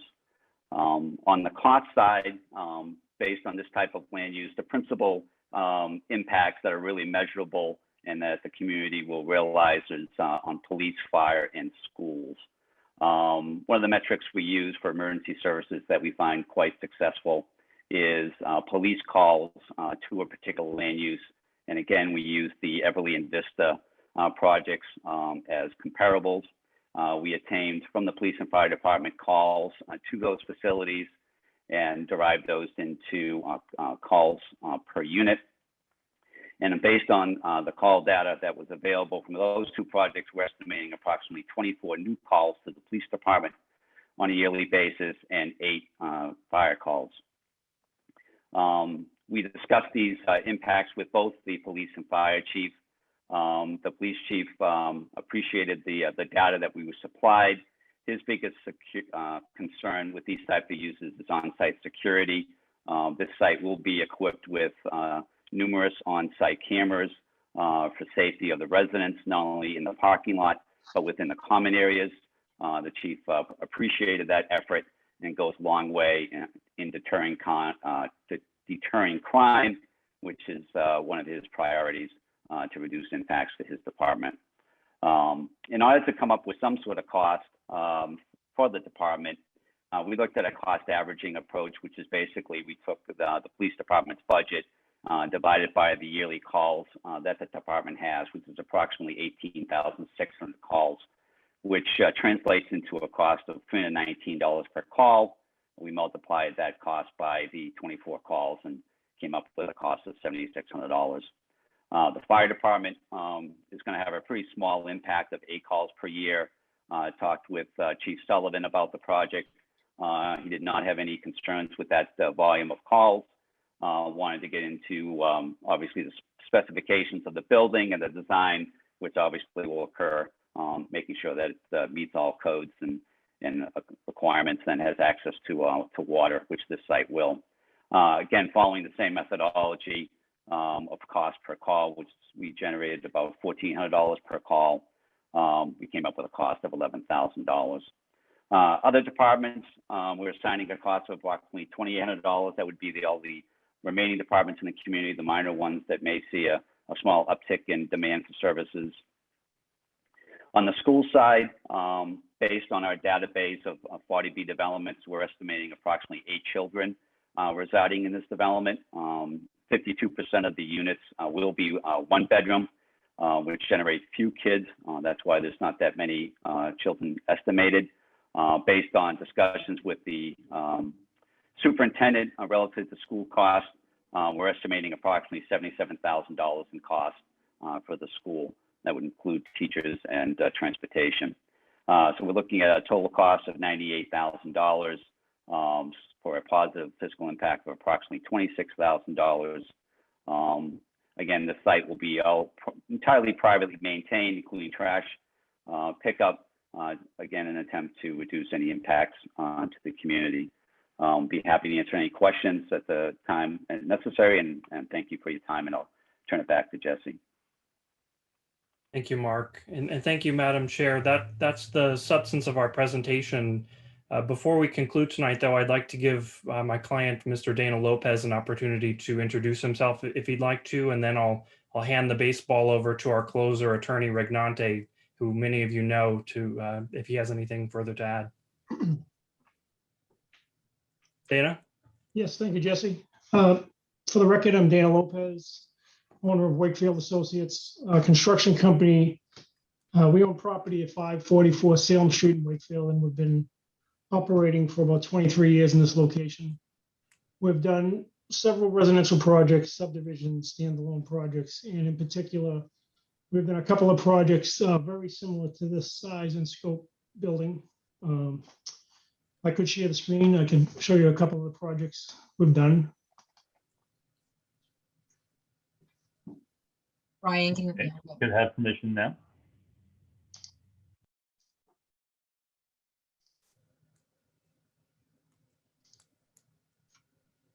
Everybody see that? No. No. Here we go. Now we can. Yep, now we can. Okay, so this is a project in Revere on 450 American Legion Highway. This is 32 units, butts the highway, a pretty difficult site to develop. Not a lot of room around the building.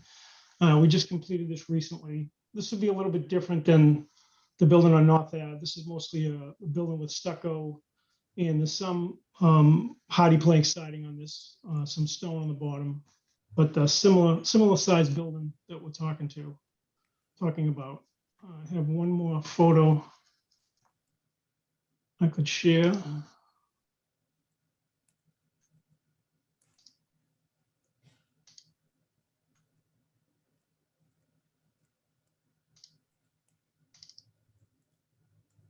You can see that. Okay, this is a project that would be very similar to the building that Phoenix is designing for us, where we have this brick facade, clapboard siding, more towards the residential side. And this is more of a stucco at the top, but very similar to the details that they've outlined. So these are the 2 projects that would be the most similar to what we've developed that we're looking forward to developing on North Ave. So look forward to any positive feedback the council would have. That's it. I'll turn it back to Jesse. You're muted. Oh, thank you. Ted, anything you'd like to add before we conclude? No, except for the fact that I let the council know that I did 2 other 40B projects in Wakefield recently. One was the Americana Apartments in Lenny Caruso's next to his small shopping center on Vernon Street. And we just finished Tarrant Lane, which is another 40B. And both of them, we worked cooperatively with all of the town agencies and the Zoning Board of Appeals. And both projects were a win-win. We intend to develop this property the same way, work cooperatively with the town so we can have a quote friendly 40B. The only thing I wanted to mention that was not brought out is that the two apartment buildings to the north of this 598 is a 4-story building, and the one to the north of that, which is 600, is a 3-story building. So what we're proposing is completely consistent with the area, and we're happy to have the architect design something that is aesthetically attractive. So we're here to the team to answer any questions. What will happen next, by the way, is that you will get a letter from Mass Housing once we have filed with them, asking for your comments on the proposal. So you'll have an opportunity as town council to weigh in on what we've done before this ever gets filed with the Zoning Board of Appeals. Thank you, Mr. Ignazi. That I'll leave it for questions. Thank you. Is there any questions for the team?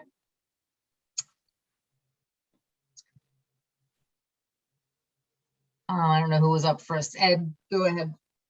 Thank you, Madam Chair. I've got a few. I'll try to be quick with them. I know that when this parcel came before a town meeting, the owner of the property had offered up a portion of it to be donated to the town. Is that willingness still there on the part of the owner to provide? It was mostly the wetland and upland property to the rear of the property. Proposal to deed a portion of the property where the wetlands are located to the town. Correct. That is something that would be under consideration for this project as well. So that is still open, and that the owner is considering offering that up to the town to deed that parcel to the town. You want to see the way things go? Go ahead, Dana. You want to answer it? Yeah, the similar, we had a project come through about a year ago that was much smaller in scope that got denied from the town members, actually residents. And we had an agreement with a preliminary agreement with the Conservation Commission to donate and give them a right of way on the property. Now this is a little bit larger, but I believe there's still room if you're looking at from the front to the right of the building to access the wetlands. There's some area right behind the parking lot that comes out. There's an outfall out from the street that they would have access through that side. So we definitely would like to donate the land to the Conservation Commission if they're still willing. They really were interested in it last year. Okay, I just think that's important at this early stage that people are aware of that, if that in fact is that willingness remains.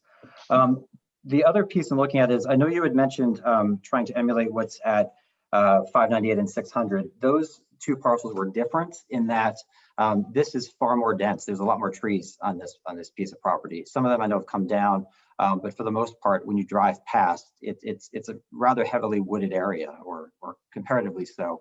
And I know you're putting a few trees in, but there's no question that the net loss is going to be real. And so I guess I would turn to the design architect on this one. What other kinds of offsets are you looking at relative to the clearing of the trees that are going to happen in this parcel, which inevitably is again going to lead to a deficit? We're going to be adding some larger deciduous trees, but the majority of the plant material that's out there is invasive. The tree, I have a number of existing condition images. At possibly the next meeting I could share those, but the trees are in terrible condition. In some cases, they're dangerous as well. So pruning or limbing them up would create not much of a tree left. It's going to impact the development in order to try to save some of those scraggly trees, and it's really not going to be visually appealing at all. So the plan is to introduce newer, larger trees around the site to replicate the loss of the trees that are there. And again, the invasive species that's there, it's a Japanese knotweed, and that again, is sort of integrated into the root systems of the existing trees. So it's just a mass of vegetation that is not appropriate to save for this development, in my opinion. And I think you just, and looking at it, obviously you're not going to be able to save all that's on there, but I guess if you were thinking more in the direction of how is it that you can offset what is being taken away in other ways, and perhaps that might not even be on the site specifically, but the town overall, I think that's an important thing to be considered early on in this process. We have an initiative trying to reverse the deficit and to make that actually a surplus of trees in a given year. So that again is the sort of thing that's, I think, is very important to be considering at this early stage. The other piece I noticed, you had the sidewalk running there in front, but then if you notice, it would stop in front of the Knights of Columbus. And so you kind of have, in a way, a sidewalk to nowhere. There's not a crossing there. And so while the visuals show a woman walking down the sidewalk, it really, I don't think would really achieve, the objective of the connectability that we'd have here within the town. Again, I'm speaking from the town council side of things, another priority for us is to be able to have that sort of pedestrian connectivity. So ways in which, if you're looking to proceed forward with this project, you can incorporate and prioritize that. And that can come in a number of different forms, certainly allocating funds to the town to be able to develop its network of pedestrian friendly sidewalks and ADA compliant and the like. I think there's a lot of opportunity there, certainly, but I think it's a little bit misleading to just see a sidewalk in front of that and to think that that would really have a meaningful impact, in terms of pedestrian commuting. And the other thing that stood out to me was, I know you were talking about it being to scale, and 598 is 4 stories, obviously 600 being 3. When you look at this site and you look at it in relation to the single family residences they're talking about, I mean, I think you're probably talking less than 100 yards, and you've got a series of capes, that are single family residences. So I appreciate the sort of mitigation you were explaining in terms of the design, but I think ultimately a 4-story building that is less than 100 yards from a residential neighborhood of Cape Cod, style homes, it isn't a smooth transition. It just isn't. And I recognize the developer's interest in trying to maximize, value, but in the same respect, I think we can't lose context of what that's going to mean in terms of the location that it's going to be in. And finally, the fiscal impact that you had gone through, Mr. Fougere, I think it is also important to recognize that it's not just the cost per call, for example, or number of students, because when you look at even like our own budgeting, the police budget, also we have issues of benefits. I mean, benefits are about, 30% on top, 33% on top of things. So, it doesn't take into account things like health insurance or retirement or workers' comp or capital projects. We have the police station, we have, a 9 million plus addition going on there. So all those things I think need to get wrapped in to have, a really true financial analysis of what the impact of this is. And I don't think we have that. We're talking, people know that are paying taxes now, the cost of the Galvin, per resident. And we're talking about that for the high school going forward. So the idea of adding any student population, it's not just the cost per student, but it's all those other ancillary, but really significant costs as well. So I think those are all considerations that I would ask that you keep in mind early on. I know the last time we went through this process was with Crescent Street and that development. We offered, I think, some meaningful feedback, and I'm sure we'll do the same this time. But it matters. And I want everyone watching and all residents to understand that the town council has a limited role in this. We do all that we can, but it's ultimately the planning board and the ZBA that are the final decision makers here. So the things that I've identified and asked for are priorities that I see from my perspective. And in my capacity as a town councilor, I'm asking the developer to make a priority in any presentations going forward. But in terms of the approval process, we don't have that authority. So I want everyone to be very clear on that. We can do all that we can to try to make projects better, but ultimately it's the ZBA and planning board that are going to have that final authority. Thank you, Madam Chair. I appreciate all the time. Sure. Jonathan? Thank you, Madam Chair. Just a quick question, and this actually does tie back to a point that Councillor Dombrowski made. Mr. Fougere, can you talk about in the impact analysis, when you've calculated out the cost for the schools, the fire and police and so forth, Are those fully loaded costs? Those include employee benefits and things like that, or are they just based on sort of the kind of native department budget, which wouldn't include fringe expenses? Well, on the fire and police budget, it was their line item budget. Obviously, benefits are consolidated into a separate line item, which includes all benefits, including school department. So that did not carry to the council's point for police and fire. However, the school costs did include benefits costs that came from the superintendent as far as teacher salary. So that did include benefits. Okay, thank you. Just for future, I think it would be helpful to have that level of clarity and detail in the document so that it can be an apples to apples comparison. I think, again, to Ed's point, you know, based on sort of your response, I think it sounds like you've done sort of a more accurate accounting, if you will, for the school position, but for police and fire, there'd certainly be a load added to that for benefits and fringe that, you know, would actually add, you know, somewhat to the cost that we'd see in that analysis. Point taken. Thank you. Great. Thank you. Ann Santos. Thank you for your presentation. And I think kind of a little bit to Ed's point, and to educate our viewers, you came before town meeting on June 20th, June 2020, proposing a 6-unit building with a donation of 4 acres to the conservation land. And I think most of us supported that. And it was voted down based on a few folks who talked, and I think people that didn't quite understand what was happening, what could happen. What you presented, you know, I think we'll have comments on, and it, you know, I can tell you put a lot of work into this, in a lot of thoughtfulness into how to integrate it into our town. But I just want people watching to understand maybe what this could have been June 2020, and that the townspeople at town meeting decided not to go with that initial plan. So, but thank you for your very detailed presentation. I look forward to hearing more from you. Thank you. Thanks, Ann. And Danahy. You're on mute. Yep. Yeah, Thank you. So I just want to preface this, that this is my first meeting as a town councillor. So I might be asking some rookie questions, so I apologize there. So my first understanding is that when it was proposed that this is single family residential, you wanted originally to build 6 duplexes or 4 duplexes, and that got voted down at town meeting.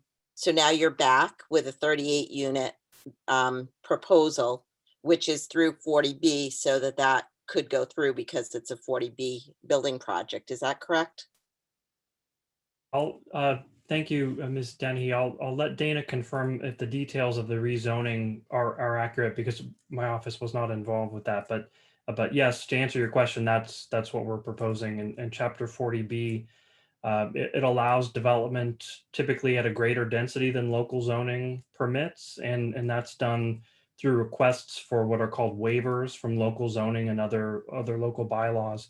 And in the 40B process, the way that works is that the trade-off is that the developer is required to dedicate 25% of the units as affordable.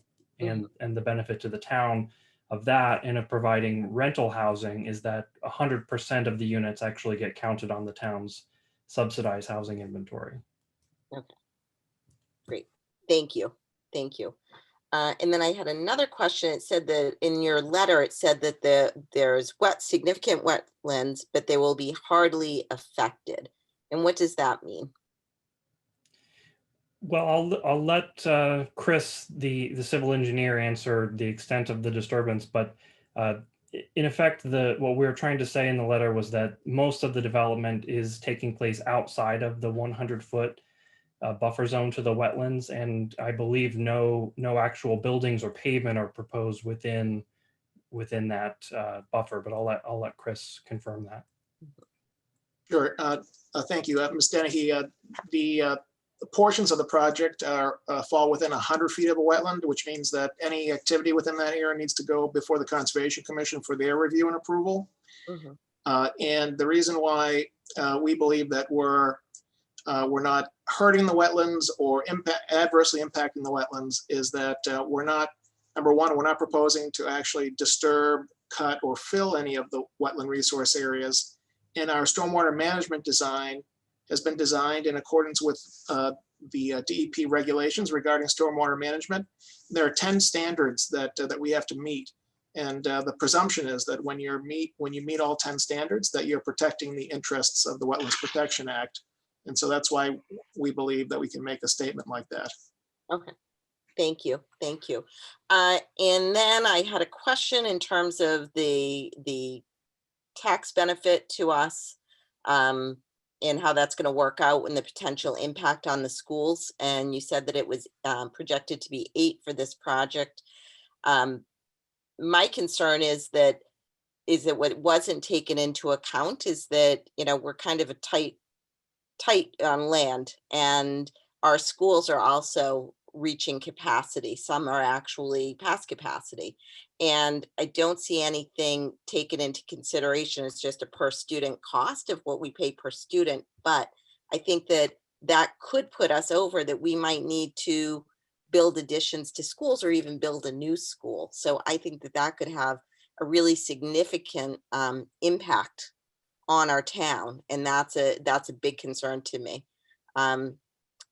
And I think it has a lot of impact in terms of our class size policy as well.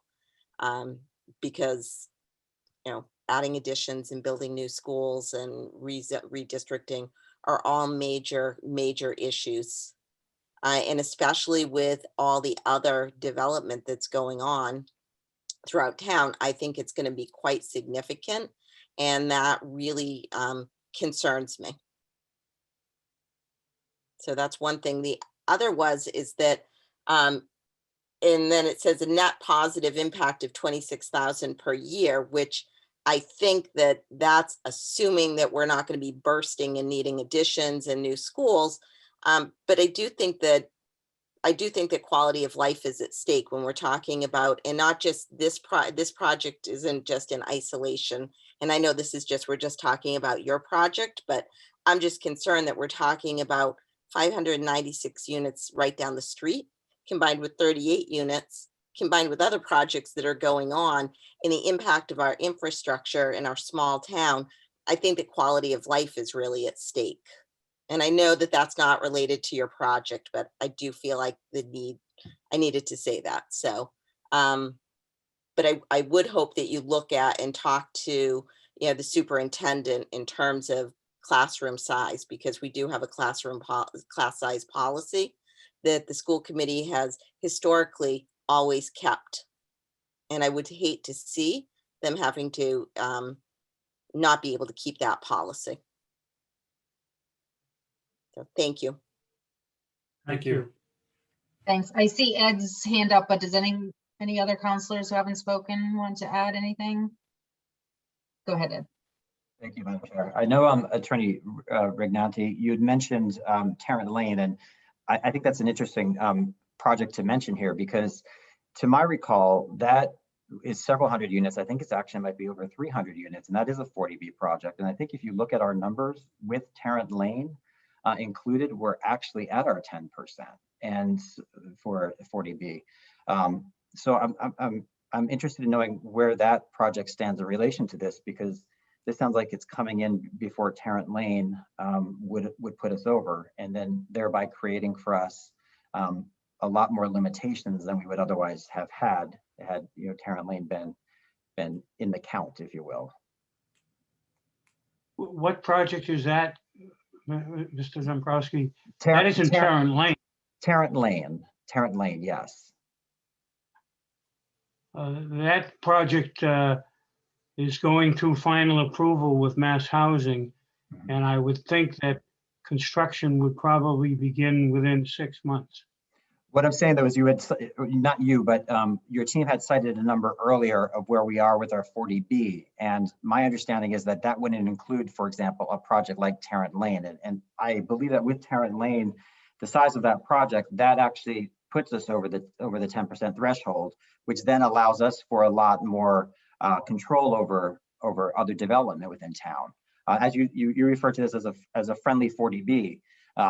It's a friendly 40B because of where we are, in our process. But I don't think we should, have anyone under the misimpression that what's currently, to your point, what's currently in development is going to put us over that threshold. So again, it gives me a pause when we see projects like this that come in under the presentation of 40B, where when you look at what we've already have going through our town, to Councilor Dennehy's point, it is a quality of life issue. And we were talking, every time there's a development, it feels like there's hundreds more units being added.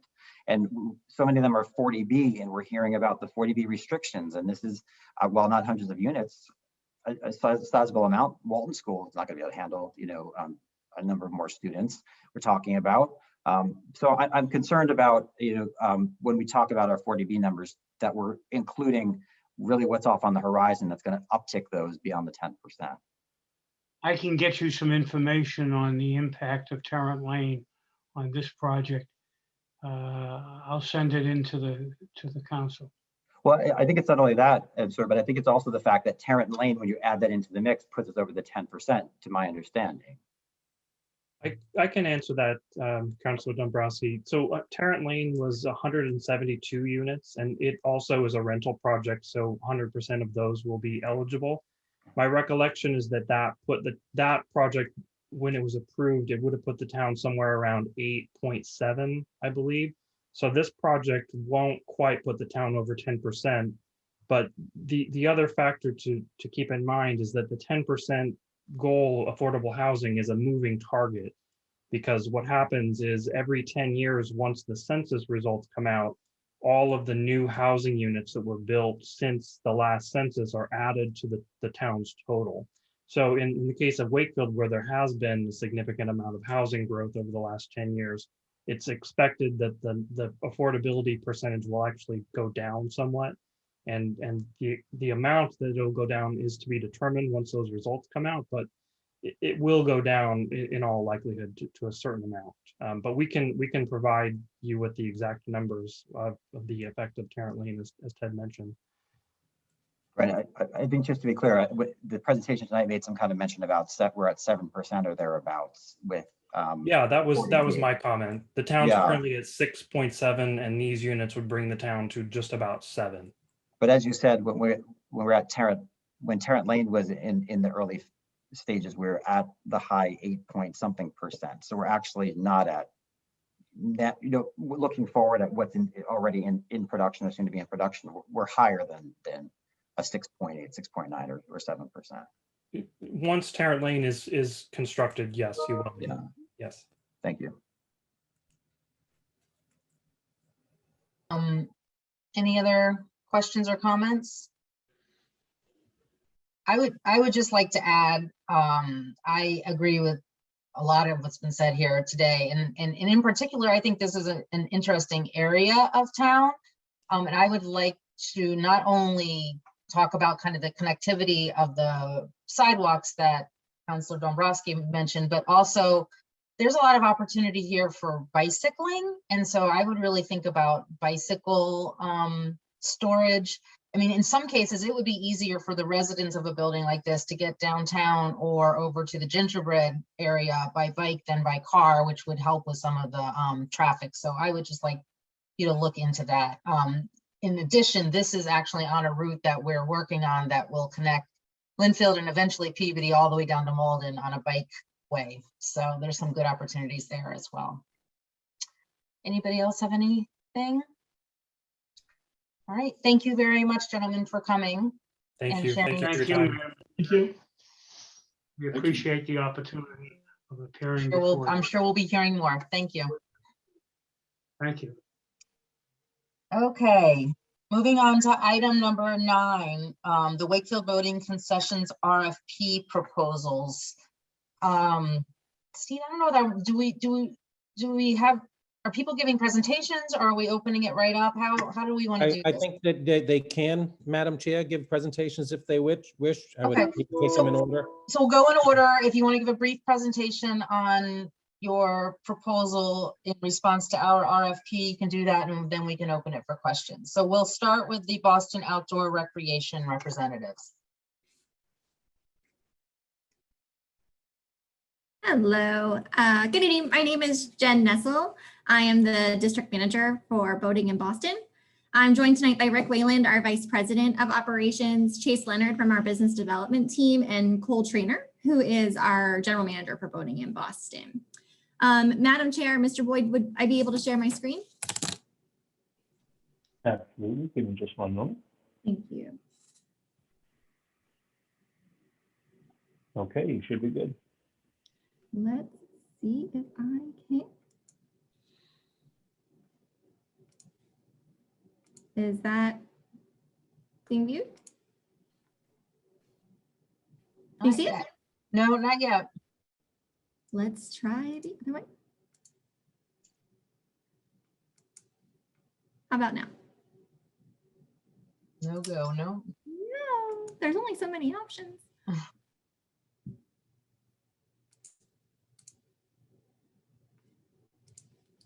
Looks like, there we go. You got it. Wonderful. Thank you. Okay, so Boston Outdoor Recreation is best known as Boating in Boston by our guests and is a division of Guest Services. Guest Services supplies hospitality management across a wide variety of clients. We are proud to serve more than 35 million guests annually in approximately 250 facilities nationwide. Our team is comprised of an extremely experienced executive staff, as well as site leaders who have been boating in Boston since they were youth campers themselves. Currently, we operate several federal, state, and private boating recreation sites throughout the United States. Operating these sites, some of which we've operated for well over 35 years, have provided us with an unparalleled amount of experience in the boating recreation field. Working with Guest Services, you not only get the knowledge and experience of our recreation team, but also the full support of our corporate partners. With corporate field support, such as our standardized training, marketing, social media outreach, safety security policies, we can provide our guests, client, and staff with a consistently positive experience. Cole is our general manager for Boating in Boston, and he's going to walk us through the specifics of our operation. Cole, if you are good to go.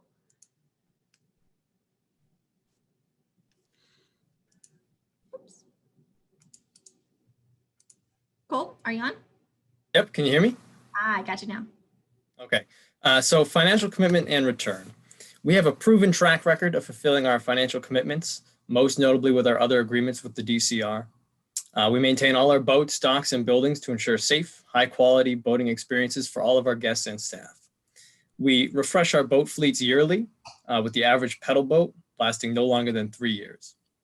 For this proposed 3-year term, we have an annual rent payment of $3,000 per year for each year of the permit for boating concessions at Lake Quannapowitt. And we have a personal property investment of approximately $15,000 to refresh and replace boating equipment, including kayaks, supboards, and pedal boats. For the Lake Quannapowitt site, once approved, we'll be purchasing and providing 2 new pressure-treated wooden equipment racks, a 20 by 30 camp shelter canopy, new picnic tables, a 60 by 30 temporary dock, and sailboats and moorings at the expense of Boating in Boston and Guest Services. Jen, could you please go to the next slide? Thank you very much. Our approach to operations. We offer a clean and organized operation space, and we will maintain the site to the highest standards and uphold the expectation of the community with a willingness to work with local committees, such as the Friends of Lake Quannapowitt, the Park Bench and Lake Structures Committee, and the Recreation Commission, to name a few. New inventory and recreational programming. In addition to our kayaks and usual offerings of stand-up paddleboards, pedal boats, we will also be bringing canoes and sailboats to the lake. We'll also be introducing youth camp programming during the summer. Our camps encourage youth teamwork and self-confidence through sailing and paddle sports. As of today, many of Boating in Boston's company leaders are former campers who worked up through the company ladder. I myself, at 8 years old, was a camper at Boating is Fun Camp in Hopkinton. Years of spending every summer on boats and upon the water has instilled a deep love of water sports and the environment. I was offered a job and became a staff member at Boating in Boston and rose through different positions, and I am now general manager. I don't think I'd be able to speak to you today without the experience of teaching sailing as a camp counselor. Safety and security. To ensure the highest safety and security standards, all of our staff are CPR, AED, and first aid certified through the Red Cross, as well as on the water trained to ensure that they can assist in any water rescue that may be necessary. All staff are also trained to properly fit guests and required PFDs. Shift leads are trained to safely drive our safety boat for any emergency situation that may require it, and all equipment is cabled and locked each night. COVID-19 response. Last year, we were able to successfully and safely run several boating sites during the peak of the pandemic. We ensure guests and staff wear masks on site until they're off on the water and 6 feet apart. We provide hand sanitizer and disinfect all paddles, kayaks, and PFDs after each use. Local engagement and community outreach. Our community partnerships are very important to us. To ensure we are being good partners, we are willing to work with the local committees, Friends of Lake Quinnipiac, to meet community standards. Wakefield residents will receive 10% off their rentals. On top of our usual daily site cleanups, we would introduce monthly lake cleanups with reduced rental rates for those who wish to assist us in keeping the lake free of trash. We also frequently allow community organizations to use our equipment at group rates. We currently do this with the YMCA in Hopkinton, and I look forward to allowing other major community-based organizations to use our equipment. Lastly, we have a proud tradition of hiring youth who are former campers and training them to become valuable staff members, giving lots of room for advancement and additional skill training. We have offered our staff members professional training through U.S. Sailing, American Canoe Association, Solo Wilderness First Aid, the Red Cross, and Skywarn Weather Spotter training. Our community source staff are one of our most valuable assets. Jen, could you switch to the next slide, please? Thank you. So thank you for allowing us once again to come back and speak before the town council, as well as the residents of Wakefield. We are very appreciative of your consideration to get back on the water at Lake Quinnipiac. If you're ready to ask questions, we have a bunch of individuals from Boating in Boston and Guest Services ready and willing to answer you. So thank you. Yeah. I think we should have, can we have the Boys and Girls Club go and then ask questions of both at the same time? Is that okay? Is Tom Mullen here? Is that okay?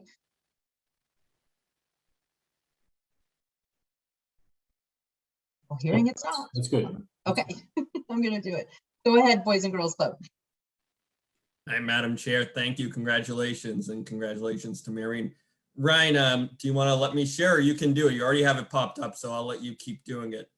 I'm joined here today by Adam Rogers, our Executive Director, John Brinkman, our Chief Operating Officer, and Amanda Haley, who will actually be running the program down by the lake. So Ryan, if you could just go to our first slide. So when we put together our proposal, we realized that there were 3 unique opportunities here, and we wanted to take a 3-pronged approach to how we brought boating on the lake to Wakefield. So one is obviously our community programming. We wanted to make this a community amenity. During the height of the summer season, we want to be open 7 days a week, at least 12 hours a day. And we want to make sure that we're done by 8 p.m. That's really important to us. Our regular pricing would be $12 an hour for a single kayak rental and $16 an hour for all other rentals. We'd make sure Wakefield residents would receive a 25% discount of $9 an hour and $12 an hour. And the Boys and Girls Clubs, along with our partners in a few different agencies, including municipal ones, we have a list of families in need. We would offer them vouchers so they could have free access and enjoy this amenity. But nearly as important as boating on the lake, we wanted to make sure we were doing some economic and environmental revitalization. So before we even put in the proposal, we reached out to the Friends of Lake Quinnipiac, the Wakefield Community Neighborhood Association, and we had Wakefield Main Streets who actually initially approached us with this idea. Together, we went through a variety of different ideas, from Friends of Lake Quinnipiac, restarting regular water testing, offering some different youth programmings, with Wakefield Main Streets, making sure that we could reach out to a variety of different businesses and really connect the downtown to the lake like we've been trying to do for years. And with the Wakefield Center Neighborhood Association, we want to continue our investment and leverage other funders to try to build out not just the Spalding area, but also Vets Field, the Common, and a variety of parks around the lake. And finally, we're looking at expanding our educational opportunities. We want to make sure that our children have the ability to do boating, water safety, environmental science, and the variety of different things that can be learned on our lake is just amazing. From the Turtle Cove to the history, it's just an unbelievable opportunity to have our educators involved. So if we could just go to the next slide, Ryan. Thank you. A little bit about the Boys and Girls Clubs. Some people don't realize we actually operate 2 clubhouses, 4 licensed after-school programs, 2 teen centers, and an outdoor pool, Hall Memorial Pool in Stoneham. Our annual revenues average about $2 million. We have nearly 100 employees, and we serve about 300 children a day, including hosting childcare and schooling during the pandemic. Among our leadership team, especially those here today, they have about 30 years experience managing waterfronts for youth programs in the public. The staff here tonight have managed programs off Marblehead Harbor since 2003. Ryan, if you don't mind going to the next slide. So our community partners, specifically, again, before we even submitted this proposal, originally with Wakefield Main Streets, we decided to come up with a variety of initiatives that we want to implement right away. So credit to Alex and her team at Main Streets. We want to provide boating customers with downtown business information so that patrons can come to boating on the lake and then visit some of our local merchants. Vice versa, local businesses are going to have the opportunity to have multi-pack boat passes for sale. A portion could go to their business, or it could be discounted at their business. We would have rotating coupons on the boating on the lake receipts. So for an example, you might have a $1 off at a business on day 1, and on day 2, it might be $1 off at a restaurant, and so on. Finally, we want to provide discounts to downtown employees, patrons of businesses if they provide a receipt, or if people participate in any type of pop-up event or some type of downtown event, we want to give them a discount to boat at the lake. With our friends at the Lake Friends of Lake Quannapowitt and the Wakefield Center Neighborhood Association, number 1 priority is we want to restart the water testing program. We want to make sure that we create an aesthetically pleasing area as much as we can. We also want to invest in the adjacent parks. We want to provide fundraising opportunities for both of them, but other organizations. For example, if you boat at the lake on a certain day, a portion of the proceeds would go back to your organization. And we want to create volunteer opportunities for our kids and for any youth who want to get involved, whether it's, getting your black belt or getting ready for confirmation. We want to be ready that we have kids to do the variety of things that Ms. Fowler talked about before. Next slide, Ryan. Thank you so much. So this is the longest slide because I think we can all agree this is the most important, and I want to go over this very carefully. Safety is our number 1 priority at our clubs by far. Like I said, among our leadership team, we have 30 years experience managing waterfronts for youth programs in the public. All our employees would be trained in CPR, first aid, AED operation, waterfront safety, and boating safety. Staff would wear easily identifiable uniforms at all times while on duty. All staff are subject to regular background and query checks. A full list of employees will be provided to the Director of Recreation prior to each season. We'll have a motorized boat suitable for rescue operations, but consistent with the bylaws of the town, and we would never use it unless it's an emergency. All customers would be required to wear a Coast Guard approved personal flotation device, which would be equipped with whistles. On hand, we would have an AED, rescue ropes, emergency radios, along with all the other necessary safety equipment. Our staff would ensure that at all times we are complying with all federal, state, and local statutes, rules, regulations, and bylaws of the town. These policies and procedures would be provided to the rec director, the Wakefield Fire Department, the Wakefield Police Department in advance of each season, and we would love to review with the emergency personnel what we have in there and how we can improve. We would hold annually, at least annually, a forum of public safety officials to observe and review staff safety drills. We would follow Board of Health guidance on water quality and how best to, boat on the lake. And finally, specifically to Amanda Haley, who would be supervising the program. You should know she, other than being an avid kayaker with over a decade of experience supervising waterfront staff, she is a certified trainer in first aid, CPR, AED, wilderness first aid, bloodborne pathogens, and emergency oxygen administration. So last slide, Ryan.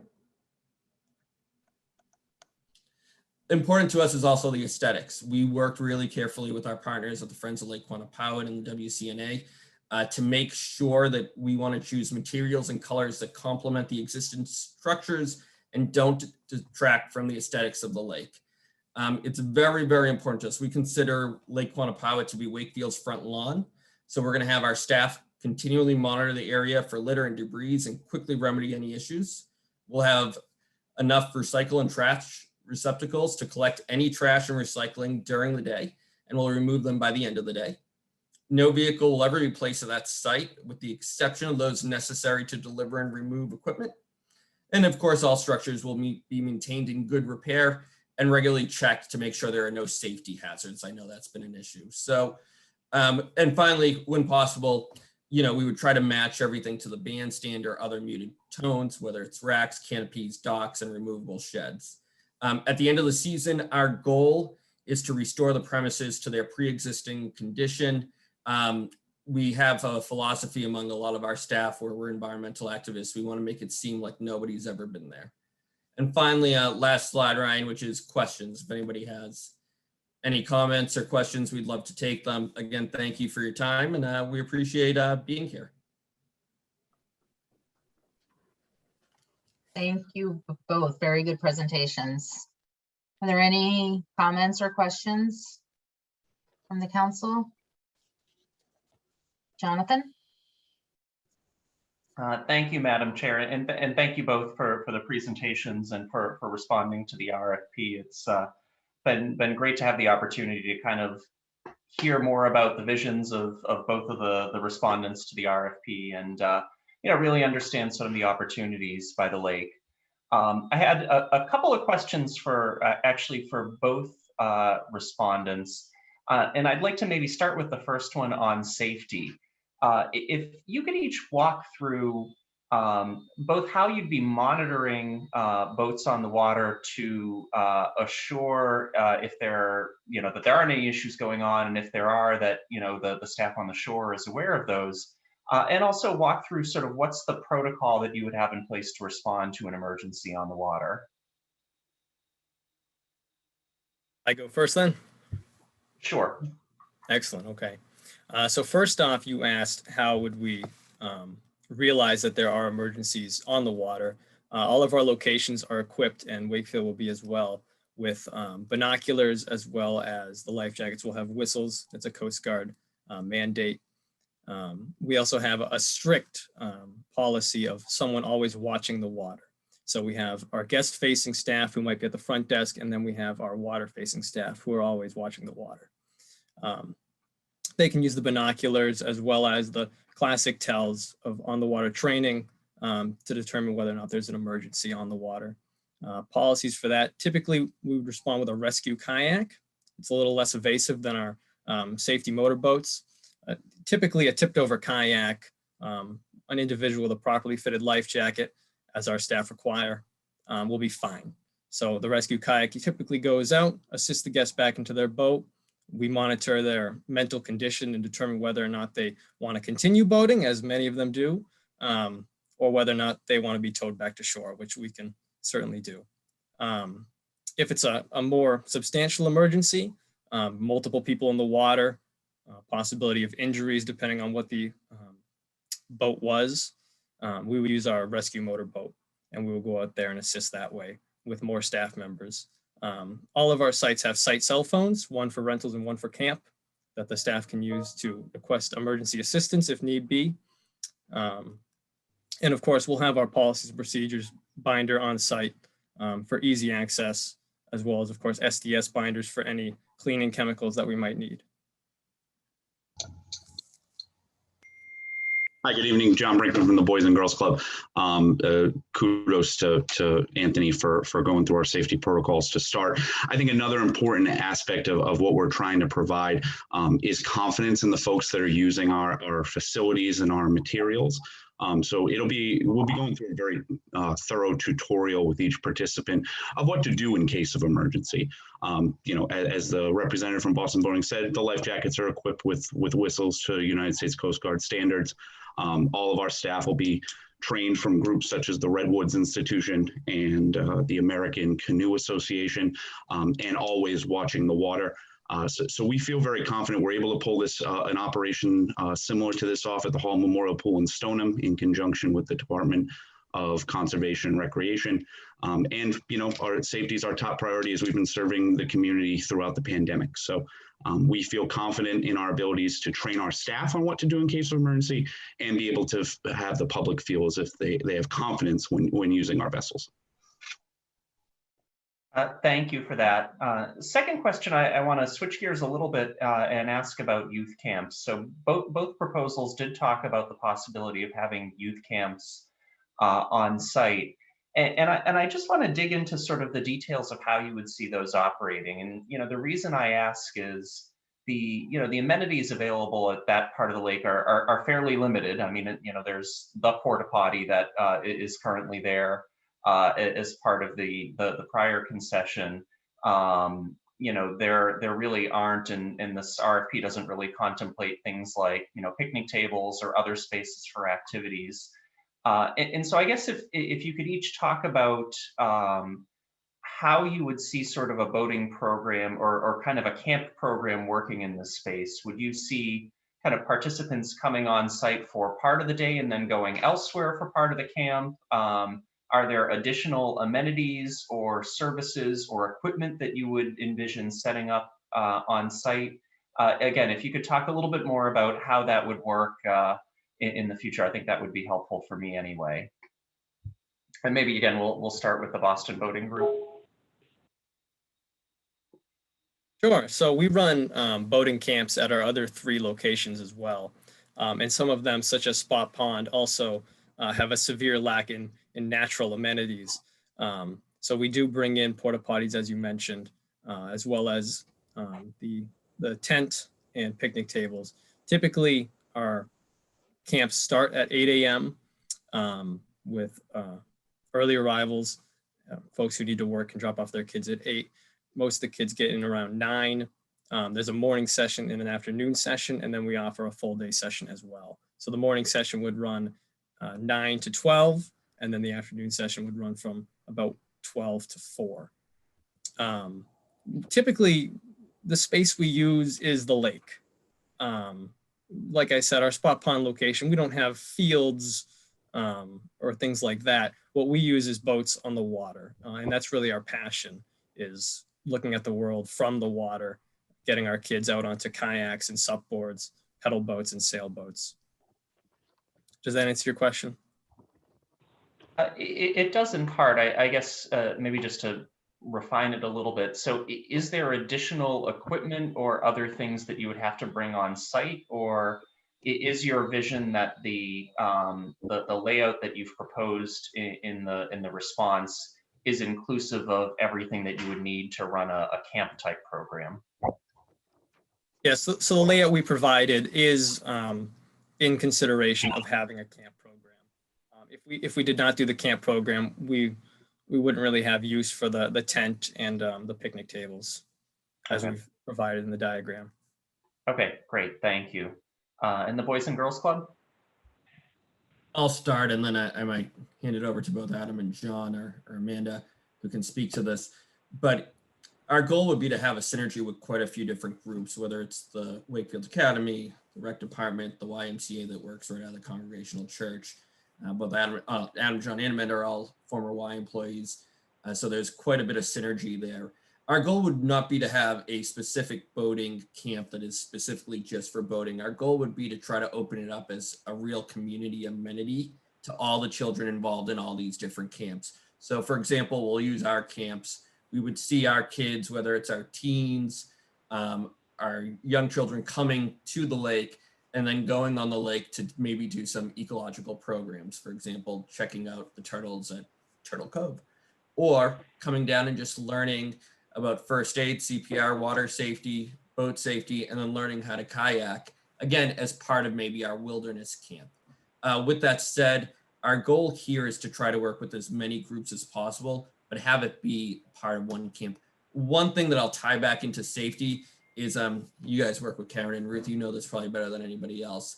there would have to be a daily dialogue, or at least a regular dialogue with them, to make sure that the water quality allows for it. We obviously couldn't just go jump in the lake because it's Wednesday or Thursday and that's the day we did it.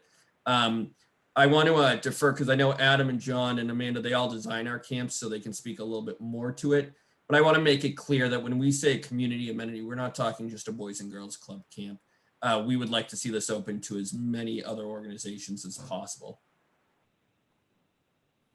Yeah, thanks, Nathan. I mean, you covered most of it, but you know, I think that, you know, we do run our camps down at the Civic Center as well as at Moulton Playground with the rec department there. So I think that those would be kind of still our primary bases of operation, and then this would be, like Anthony said, an amenity that we'd add on, but also working with Camp Quannapowitt down at the lake and working with the rec department's programs to try to provide that. So I think sort of like we talked about, and we don't see it as a permanent base, so we would need to add a lot of other sort of structures and everything, and bathrooms and things like that to really make it work.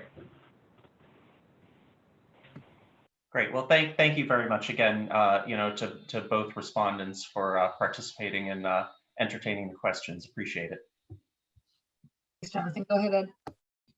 Thank you, Madam Chair, and thank you both for your presentations. They were excellent. I'll start off by saying that I'm a tremendous supporter of the Boys and Girls Club, and so I hope that it doesn't shade my remarks in any way. In looking at this and in hearing you speak and answer these questions, it really stands out to me that when we're looking at Boys and Girls Club, I feel like we're talking about like your expertise being like programs. You're very programmatic.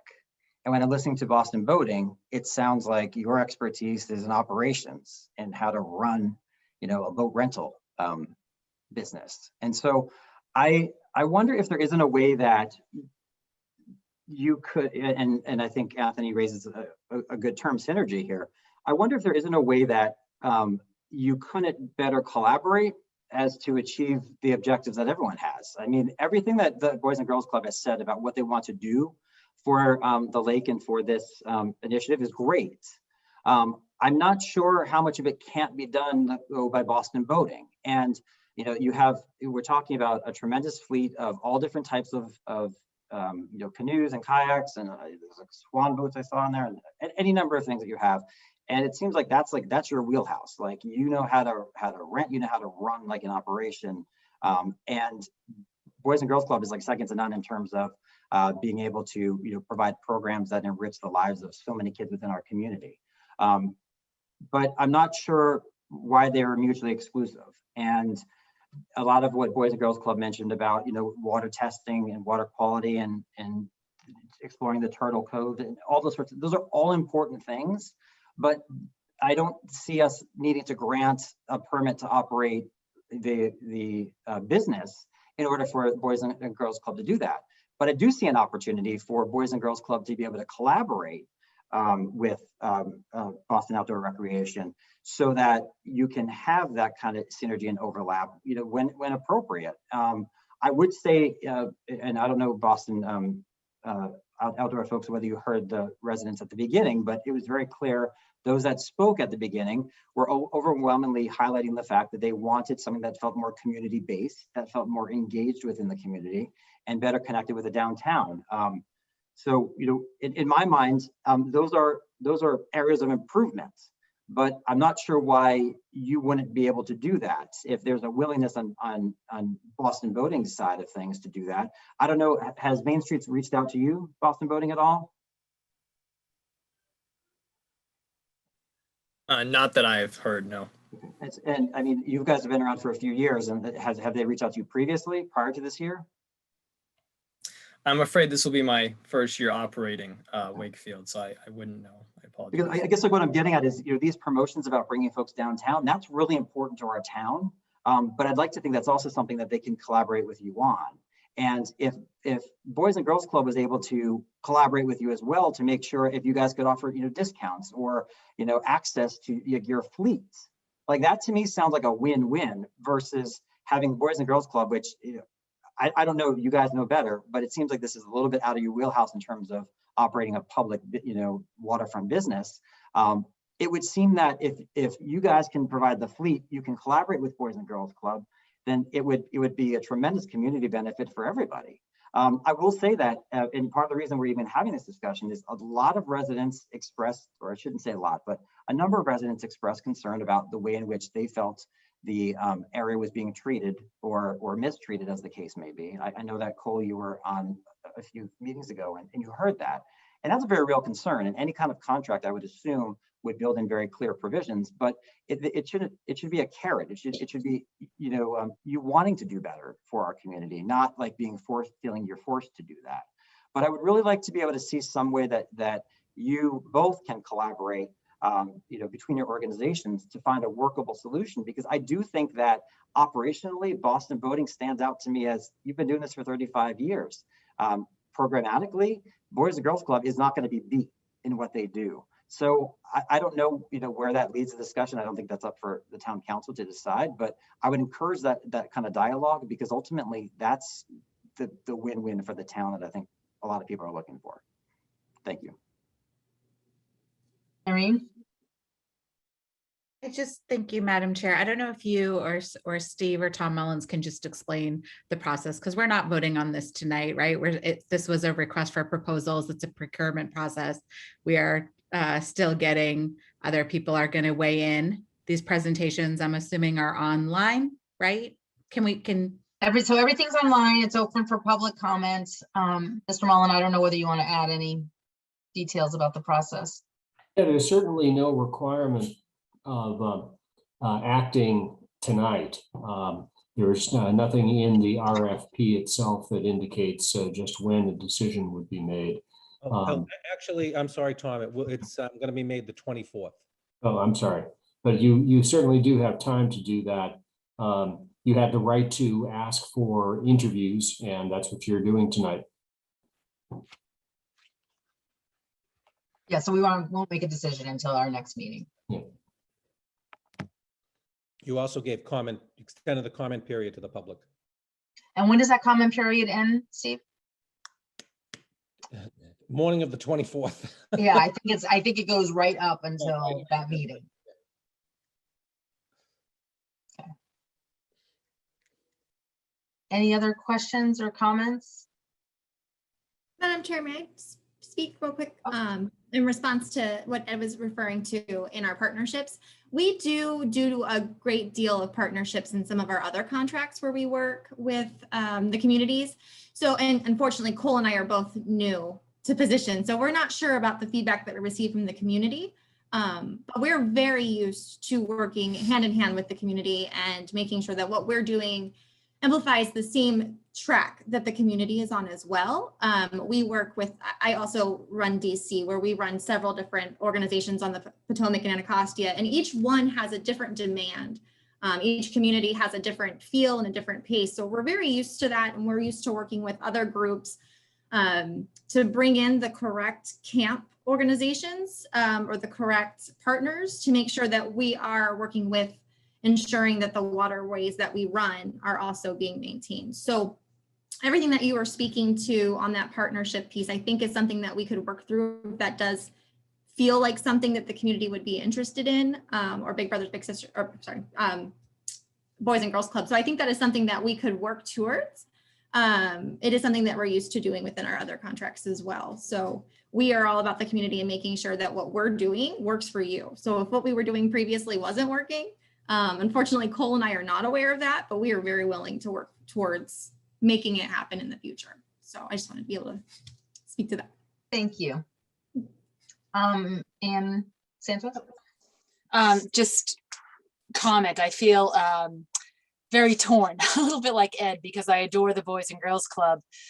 And I appreciate both proposals. I think, Jen, what you just said is important, because I don't think this company was integrated into the community as well as it could have been in the past few years. I've used it, and it felt quite apart, and I don't know that what you've described in other communities was happening in Wakefield. So it's good that if you were to continue, that would change. I also think what the Boys and Girls Club proposed about having, I don't know, more of a collaborative, I think sounds really inviting.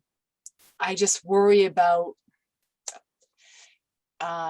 spreading oneself too thin, but I need to look at, I want to take a look at these proposals. I want to talk, listen to the public comments, but I really thank you both for clearly doing a lot of work and caring about what you put forth. Thank you. Thank you. Anybody else? Julie, would it be okay to just? Please. No, so just one follow-up on the operations part, and I'll defer again to Adam, John, and Amanda if they'd like to speak up to it. Our expertise is community programming. I mean, it's what we do. It's our bread and butter. It's what we're known for. And our goal at all times is our mission to serve youth. But in the past few years, we've had quite a bit of growth. In the past 6 years, we went from an organization that was under $1 million to $2 million to right now operating a pool and youth centers and licensed childcare and multiple building sites. And when we've done that, we've planned that out both with staffing and programming. So when we went into this proposal, we didn't just look at it and say, oh, it'd be great to do boating on the lake. We specifically reached out to partners who have had quite a bit of experience working on, whether it's Marblehead Harbor in Gloucester, and a variety of other waterfront properties. We also had a bunch of discussions with safety personnel and emergency personnel. And we also went to our board of directors and said, is this something you're comfortable with?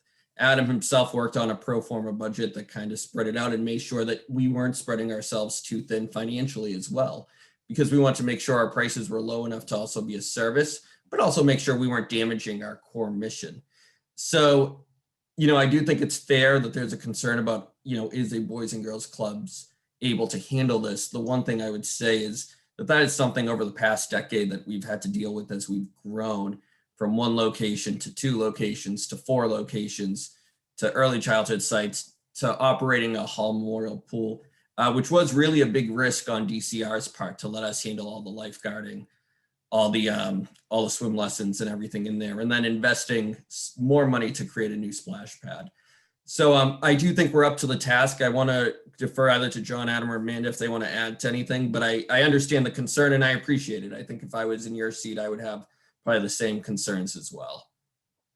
Yeah, and Madam Chair, to echo Anthony's sentiments, though this might not be the typical program you would think of for a Boys and Girls Club, with our past experience, Adam, Amanda, and myself, we each come from a camp background where we've been able to run really cool programmings, both with instructional and competitive, semi-competitive sailing for children, kayaking programs, and wakeboarding programs. So, our ability to run this type of program, though it's not something you would think of for a prototypical Boys and Girls Club, is something that we go into confidently. We submit this bid with the background and the institutional knowledge to be able to pull something, what we believe, pull something great off for the community.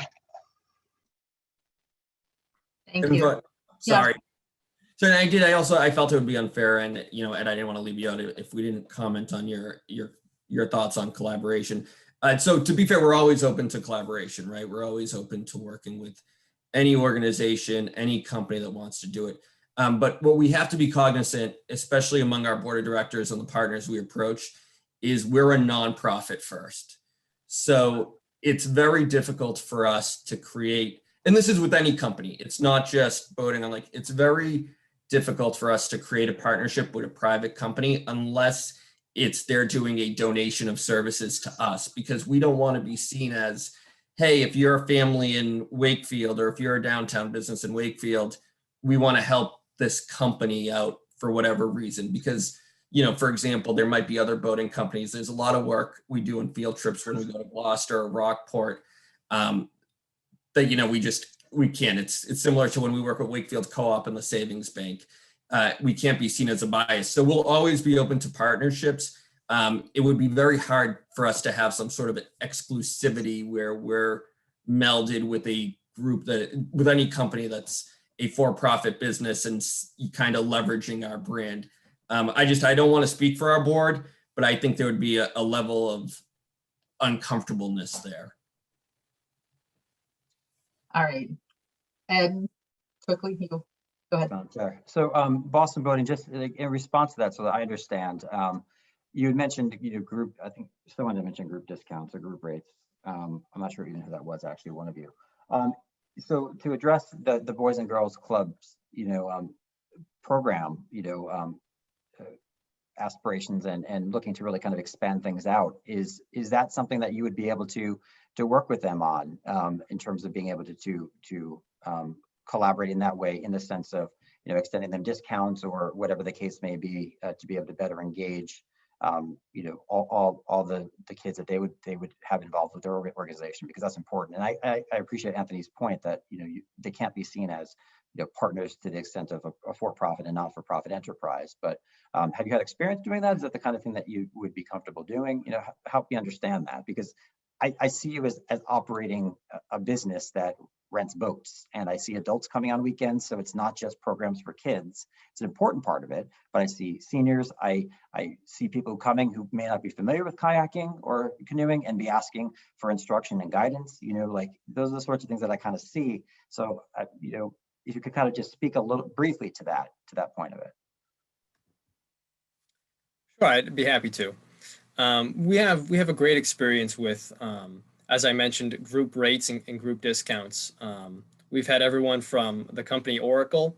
They've had staff get-togethers at our Hopkinton location where they take out pedal boats. Every year we typically have the YMCAs around Hopkinton and Natick come and rent usually our whole fleet of boats. And they get a discount for that and a group rate. And we are more than happy to work with any of the major community-based organizations in and around Wakefield to achieve those goals. Certainly our business is boats and boat camps. We also do sailing lessons and paddling lessons. But we are well familiar with assisting large groups on and off the water. And I'll also say we're stewards of the water. So our goal is to make sure that we are not only building the next generation of paddlers or sailors, but we also are keeping our waterways that we operate on clean and efficiently run. So where I have worked previously in DC, we work very closely to our conservancy groups. And that is very large organizations of 200 or so coming out to take out our boats for a very reduced rate, to be able to go out and clean our riverways, our waterways, and make sure that we are maintaining the standard that is needed to continue boating on the water. We're very respectful of the waterways that we have in place, knowing that if they're not being maintained, we lose those privileges. And it's so important for so many, from a health standpoint, from during the global pandemic, to be able to get out of the house and still be able to socially distance. So we understand all of that as well. We do run a business, but it's very important to us that we do stay close to the community and to our waterways. So again, to your point, if that wasn't happening prior to us, I really do want to make sure that we are implementing that moving forward, because that is very much what we are used to in our business model. So it is very important to us that we continue to partner with the community, get people out. And again, to the Boys and Girls Club, if it's something that we could work on, it wouldn't be a daily occurrence, obviously, but if we could negotiate, as they were saying, where they would come out and do a partial day with us before they would go out and, to another part of the community, then I think that that is something we could definitely work out. All right, I think we need to move on. So thank you all for being here. You've given us a lot to think about. We'll continue to take public comments, and we will discuss further and come to a decision on the 24th.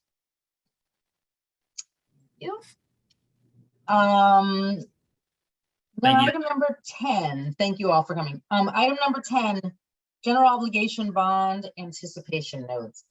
Steve, I'm going to hand this over to you. I know you sent some language late in the day on it. You're going from very interesting conversations to a very dry subject. So, all right, well, we'll get through it. Don't put us to sleep. So in any event, before you this evening are a couple of bond anticipation notes, which really are some short-term borrowings for some of the projects we have going on. And the reason why they're short-term borrowings is because we need the money now, and we would rather bundle these borrowings with some larger borrowings later on. So we'll be back with a bunch of bonds back in the fall. And this is we've done this a number of times to lower our closing costs, because we don't want to pay for money that we don't need and closing costs money in some of these things. So before you are a couple of projects. One is the Butler Ave purchase that we made at November town meeting, and a betterment for Mount Pleasant and Everett Street, and that is a Series A bond. And because of a very good bond rating, we go out in the market, and there's a rate on that at 1.25%, but because we're getting a premium paid by the lenders in this case, it's kind of like when you buy a house and you pay points to drop your mortgage down. They're actually paying us points to borrow money from them. Think of it that way. So the net interest rate on that is 0.5798%. And again, indicative of the AAA bond rating. I don't know how the bank makes any money at charging 0.57898% on a borrowing, but that's not our problem. The other is a Series B. These are tax exempt bonds, and these are for the Public Works feasibility study, the Greenwood roof, and some water mains. And that is at a coupon rate of 1.1%. And again, we're paying a premium on this one. And that rate is, net rate to us is 0.4707%. I know there's a very dry memo in the package, but these are excellent rates, fantastic. And I, wish every bonding, we'd be great if we got this, the rates were this low when we go for some big projects like maybe the high school in a couple of years, but we'll see what happens. So I do have a very long motion to point out to. This was sent over us this afternoon. And one thing that's a little bit new in the bond world, and this is probably because of COVID, these can now be done with, it doesn't have to be a wet signature. So I don't think I'm going to have you all come in, and we can do this via, Cheryl, you'll do this DocuSign, do you think, with people? Yeah, I'll do DocuSign and I'll send it to them email probably this week. So this will save you all from coming in. And it's actually in the vote, which I was surprised at, but I guess that they've had to, adapt to the pandemic. So, Madam Chair, if there aren't any questions, I'll be happy to read this long. Any questions? Go right ahead. Thank you. So move that determine in accordance with General Law, Chapter 70B, that the amount of the cost of the Greenwood School roof replacement project authorized by a vote of the town passed on June 20th, 2020, Article 8, not being paid by the school facilities grants is $970,436. And we hereby approve of the issuance of notes and bonds in said amount under General Law, Chapter 70B. Further voted to approve the sale of 2,205,000, 1.25% general obligation bond anticipation note Series A, which is subject to federal Massachusetts income taxation. The Series A note of the town dated May 20th, 2021, and payable September 23rd, 2020 to Fidelity Capital Markets, a division of National Finance Services, LLC, at par and accrued interest plus a premium of $5,049.45. Further voted to approve the sale of $1,389,620 at 1.10% general obligation bond anticipation note Series B. The Series B note, and together with the Series A note, the notes of the town dated May 20th, 2021 and payable September 23rd, 2021 to Fidelity Capital Markets, a division of National Finance Services, LLC, at par and accrued interest plus a premium of $2,987.68. Further voted that in connection with the marketing and sale of the notes, the preparation and distribution of a notice of sale and preliminary official statement dated April 28th, 2021, and a final official statement dated May 5th, 2021, each in such form as may be adopted by the town treasurer, be and are hereby ratified, confirmed, approved, and adopted. Further voted that the town treasurer and the town council be and are hereby authorized to execute and deliver a significant events disclosure undertaking in compliance with SEC Rule 15C2-12 in such form as may be approved by bond counsel to the town, which undertaking shall be incorporated by reference in the notes of the benefit holders of the notes from time to time. Further voted that we authorize and direct the town treasurer to establish post-issuance federal tax compliance procedures and continuing disclosure procedures in such forms as the town treasurer and bond council deems sufficient or if such procedures are currently in place, to review and update said procedures in order to monitor and maintain the tax exempt status of the notes and to comply with relevant securities laws. Further voted that all certificates or documents relating to the notes, collectively the documents, may be executed in several counterparts, each of which shall be regarded as an original, and all of which shall constitute one and the same document. Delivery of an executed counterpart of a signature page to a document by electronic mail in a PDF file or other electronic transmission shall be as effective as delivered of a manually executed counterpart signature page such document, and electronic signatures on all documents shall be deemed original signatures for the purpose of this document, and all matters relating thereto having the same legal effect as original signatures. Further voted that each member of the town council, the town clerk, and the town treasurer be and are hereby authorized to take any and all such actions and execute and deliver such certificates, receipts, or other documents as may be determined by them or any of them to be necessary or convenient to carry into effect the provisions of the foregoing votes. Thank you, Madam Chair. Motion and second? So moved per the motion read by Mr. Mayo. Second. Moved by Jonathan, seconded by Ann Santos. Roll call vote. I don't think Counselor May is here anymore. Counselor Santos? Yes. Vice Chair Butt? Yes. Myself, yes. Jonathan? Yes. Counselor Danahy? Yes. And Counselor Dombrowski? Aye. Okay, so that covers both, right? Thanks for the signatures going out. Okay. So we can move on to item 11, the parking space, approval of veteran parking space at Town Hall. Information in the packet. Is there anybody here to speak on that? I am, I guess. Go for it. So I was approached by Dan Benjamin a while ago about having a veterans designated parking space at Town Hall, complete with signage and painting on the parking lot. So I thought it was a great idea. We talked with the Veterans Advisory Board over there, Jay Panett, and they came up with the signage that they wanted and some sort of a painting or on the lot. I think this is a great way to honor our veterans. Many still come into Town Hall, and having a spot, I'm thinking right near the new mailboxes and next to the handicap space there is the perfect location for it. So I think that's what we'll be looking for approval to do that. Basically that's it. Great, any discussion? No, motion and second? Madam Chair, I just wanted to sorry. echo Mr. Mayo's thanks to Dan Benjamin for bringing up this opportunity. It was something that I think he spoke to a couple of members of the council on, including myself. And it's a simple idea, but a really nice one, and I'm glad we're able to move forward with it. Absolutely. Anybody else? Okay, so motion and sorry, Ed, did you? I would just say I would move that we have approved the veterans parking space as described by Mr. Mayo. Second. So moved by Ed, seconded by Ann Santos. Vice Chair Butt? Yes. Myself, yes. Counselor Chimes? Yes. Counselor Danahy? Yes. Counselor Dombrowski? Aye. Counselor Santos? Yes.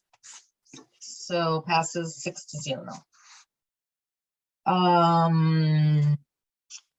Appointments. We have an appointment to the Cable Advisory Committee. One interested party for Daniel Lieber, who's currently serving, and so this would be a renewal. I move that we appoint Dan Lieber to the Cable Advisory Committee. Second. Second. Any discussion? Can I, Madam Chair, can I just ask a question? Is there a specific number of members of this committee that we're supposed to have? I know on the website we've got 2 people listed. Again, I don't know if that's because of difficulty recruiting members or if that's sort of somewhere within the, our charter or bylaws in terms of the number that we're supposed to have. I don't know, Mr. Mayo or Sherry, if you have any insight on that one. I don't. It's certainly not a number that would be, two would not be the number from the charter. I can say that without looking. I don't think there's a number. Maybe we should Yeah, get some more. Are they meeting? So that's my question. I don't think they're even meeting. I don't know. Maybe Tom Mullen, do you have any input? I don't. There's no state law setting the number, and I'm not aware of anything in the charter or our bylaws. So maybe we could make this appointment and then look into some of the functionality around the committee as well. Madam Chair, I think that makes sense, and I don't bring up the question in any way to derail Mr. Lieber's appointment, given that I know he has, particularly when the committee was active, played a very critical role in all of this. It's just one of those where I wonder if it's either the committee's not set up the right way, or is there an opportunity to even look at sunsetting a committee if it's kind of achieved its purpose. And WCAT at this point is an enterprise fund as well. I don't know whether that makes any difference. I mean, you certainly still have to negotiate the contracts. So, but I think we can have a more thorough conversation on this when it's not almost 30th. So I can't remember. Is there a motion to? Yes. Do we have a motion? I moved. Yes. Okay. Motion in a second. Yeah. So, Roll call. We can go. So myself, yes. Councilor Tynes. Yes. Councilor Ganahee. Yes. Councilor Dombrowski. Aye. Councilor Santos. Yes. Vice Chair Butt. Yes. Okay. Approval to advertise for the planning board member for the one-year term through April 2022 because of a resignation, I understand. Right. We have a motion? So moved. So moved. Second? Second. I think it was Jonathan, seconded by Anne. Any discussion? What would the time frame be on this, Sherry? Is it 30 days? Yeah, correct. Okay. All right. Take the roll call vote. Councilor Tynes. Yes. Councilor Ganahee. Yes. Councilor Dombrowski. Aye. Councilor Santos. Yes. Vice Chair Butt. Yes. Myself, yes. Okay, so 6-0 to advertise for the planning board. Jonathan, you want to talk about warrants? Sure, very briefly. Last week on May 5th, I approved warrants 26 through 40, totaling $35.9 million for operating expenses and $20.9 million for payroll. If folks follow along with the materials in the packet, you'll notice there are some breaks in the numbers. We've actually moved where we're doing fewer warrants, but putting more expenses into each warrant. So some of those numbers have been skipped along the way as a result of that. I do want to just acknowledge Sherry's work. This was actually our first warrant signing done by a DocuSign, which was terrific because it really did cut down on the amount of paper that either I needed to go in and sign or that we would kind of print and scan and email back and forth. So really efficient process, and just another example, I think, of the ways in which Sherry's done a really nice job of kind of streamlining our operations over the last year. Happy to entertain any questions if any members of the council have any. Any questions? And we don't need a vote on that, right? That's just an informational. Okay. Just informational. All right, item 14, announcements. Announcements? Ed. Thank you, Madam Chair. I just had two things. One, I wanted to recognize some really extraordinary work by our DPW director and town engineer, Mr. Conway and Mr. Renault. The work on Albion Street is coming along just wonderfully. And there's the Gas and Light is just about finished with doing their infrastructure work, and then some additional work will be happening as a part of the project we've been hearing a lot about and speaking a lot about. Our DPW and specifically Director Conway was able to work out with the owner of the Wakefield Daily Item 14 parking spaces in that parking lot that will be available for municipal use. It likely be a combination of merchant parking as well as visitor parking, customer parking, to be determined based upon demand. The final details are just getting hammered out now. But suffice it to say, that's a huge improvement. We're able to add 14 spots to Albion. I know there have been some questions of late relative to the work that's being done on that street, but that's a really nice addition there. And so in addition to the beautification of that and the safety improvements you're going to see, we'll also be able to better accommodate our business, our merchants, and our customers. So that's great news. And again, huge shout out to DPW. And this is the public-private partnership we talk so often about, and we're seeing it happen here. So, and also huge thanks to the Wakefield Deli item for bringing that together for us. I also just wanted to mention that if you were downtown today, you may have noticed that the Wakefield Heroes banners went up today. It's so cool to see all these veterans with Wakefield ties from all different wars. If you haven't checked it out, please do. Our Armed Forces Day is this Saturday, the 15th, and they'll be up through early June, at which point I know our graduating seniors will then take their place for a bit. So I want to again thank Mr. Mayo, Jay Panett, who mentioned earlier, Rod at the T-Stop for bringing them together for us. It was a team effort, and they look awesome, and they're a great way to honor such a storied history we have here in town. So thank you. And congratulations, to Madam Chair Smith Galvin and to Vice Chair Budd as well. I look forward to working with and collaborating with both of you, and I think we have a great team going forward. So thank you both for stepping up to leadership roles. Thank you. Jonathan. Thank you, Madam Chair. Couple of things I wanted to mention. First of all, a big thank you to everyone who participated in the Vision 2030 forum 2 weeks ago now. I'm losing track of my days. We had another great forum with fantastic attendance and a lot of really insightful discussion from the group. So really appreciate everyone who made the time to do that. As a reminder, our second online survey that follows the content from that meeting is up right now. That'll be available to the public until May 19th, which is a week from Wednesday. We had about 500 responses to the first survey and certainly would love to eclipse that this time. So please go online to the town website, click on the Vision 2030 link at the bottom, and that'll take you to that survey as well. Our third virtual public forum has also been booked. We will be hosting that on June 21st, and we'll have more information and information on how to pre-register that coming up in the next few weeks.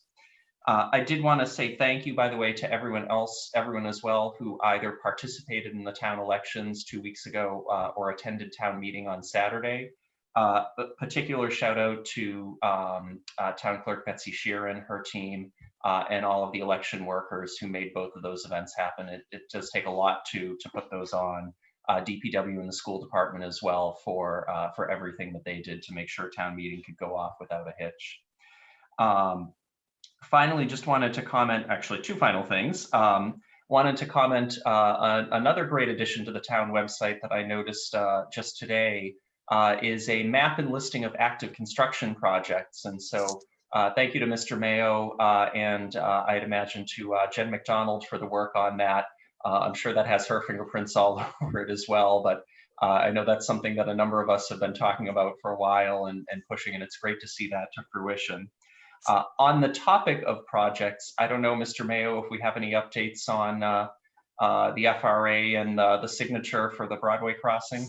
If I had, I would have been shouting it from the rooftops. Okay. I am quite a pest. I think they hate me as much as I hate them right now. Okay. Well, thank you very much. I know that you and Mr. Renaud are pushing that hard, so appreciate that. And again, I think that everyone's eager to see that open. And then just finally, just wanted to mention, I do have my May office hours tomorrow evening, 6 to 7:30 on the steps of the library. It looks like nice weather, so please come by and let me know what's on your mind. Thank you. Thank you. Ann Santos? Yes, in my desire to give up the mantle of chair in nominating Julie, I didn't mention how wonderful she's been as vice chair, and how proud I am for her to follow me, and her thoughtfulness, intelligence, hard work is going to be something that will benefit the council, certainly in the town as well. I have been talking to Steve about this, and it's something just to throw out to the councilors and for us to think about. With the pandemic, one of the lovely aspects of it was that we had the lake to ourselves.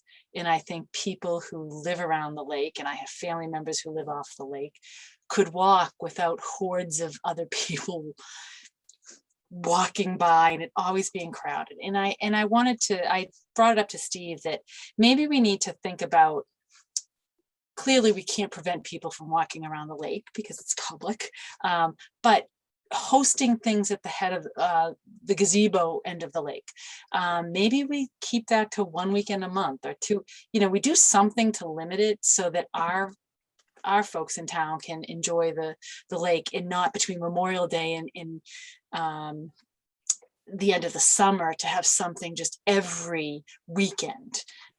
So our own people can enjoy it. Just something to think about, and I'll talk to Steve to continue that thought if anything we can do. But thank you. I think Maureen and then Anne, Danny. Thank you. So just a couple of quick comments. I know we had discussed it. I don't think we announced it at this meeting, but the library is now open. You can schedule visits. I know people have been doing, I think they're 30 minutes maybe visits, but go online and we are getting to the other side of this pandemic with things slowly starting to reopen. Also, this is the 27th day of Ramadan, so Eid is on Thursday. So if you see or have any Muslim friends, wish them a happy Eid.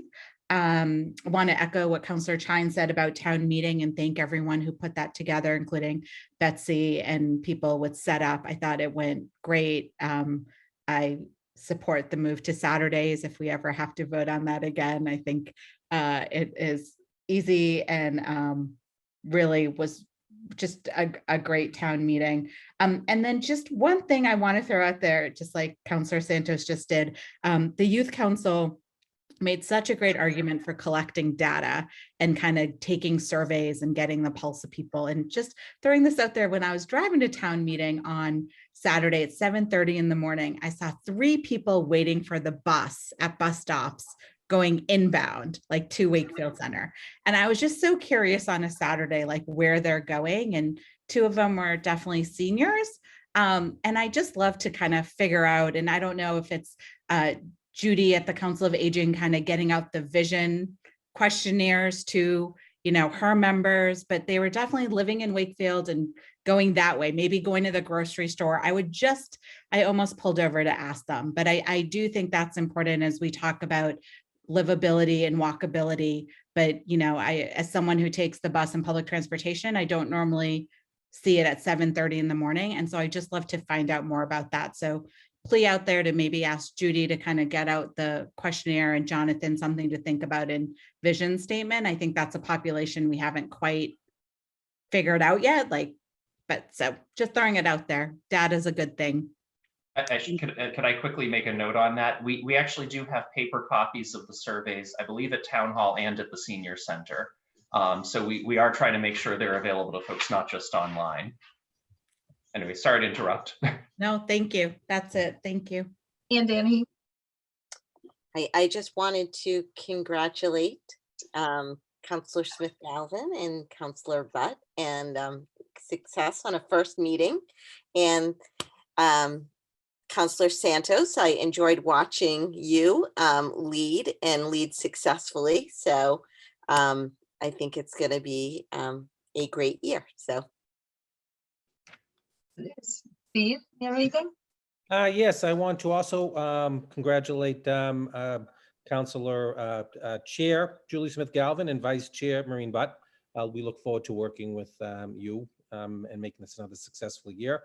And want to thank Ian Santos, was absolutely a wonderful chair during a really difficult year. I mean, we had a lot of, the whole COVID going on, and we were, changing, seems like daily. In the beginning, we were changing things left and right. And, Ian's support meant a lot meant to me and to the people at Town Hall. and town employees really felt supported. So it was a great, great year, Ann. So we do appreciate it. And you look so much happier today. Woohoo! I was surprised it wasn't item number 1 on the agenda. Move it over, but thank you. Thank you. You want to add anything? Sherry, anything? Oh, Ed, did you want to go? No? Okay. I did just want to also thank you, Anne, for your great leadership this past year. It was great 2 years ago as having as vice chair, and this year you're certainly stepping up to the plate. But I also wanted to welcome our newest member, Councilor Danahy. I was remiss in not doing that sooner. Congratulations to you on a hard-fought contest. And it's a great to have you as an addition to the council. I'm looking forward to partnering with you on any number of initiatives going forward. So it's great to have you on board. So welcome. Thank you. All right. I don't think I'm going to add anything. Thank you for putting up with me my first meeting as chair. Matters, speaking of announcements, matters not anticipated for the agenda. Anybody? No? Do you have a motion to adjourn? So moved. Yes. Second. So moved by Ann Santos, seconded by Ed. Councilor Chime. Yes. Councilor Danahy. Yes. Councilor Dombrowski. Aye. Councilor Santos. Yes. Vice Chair Butt. Yes. And myself, yes. All right. We are adjourned. We will reconvene on Monday, May 24th at 7 p.m. Excellent. Have a great evening. Thanks, everyone. Thank you. Good night, everyone. Bye-bye.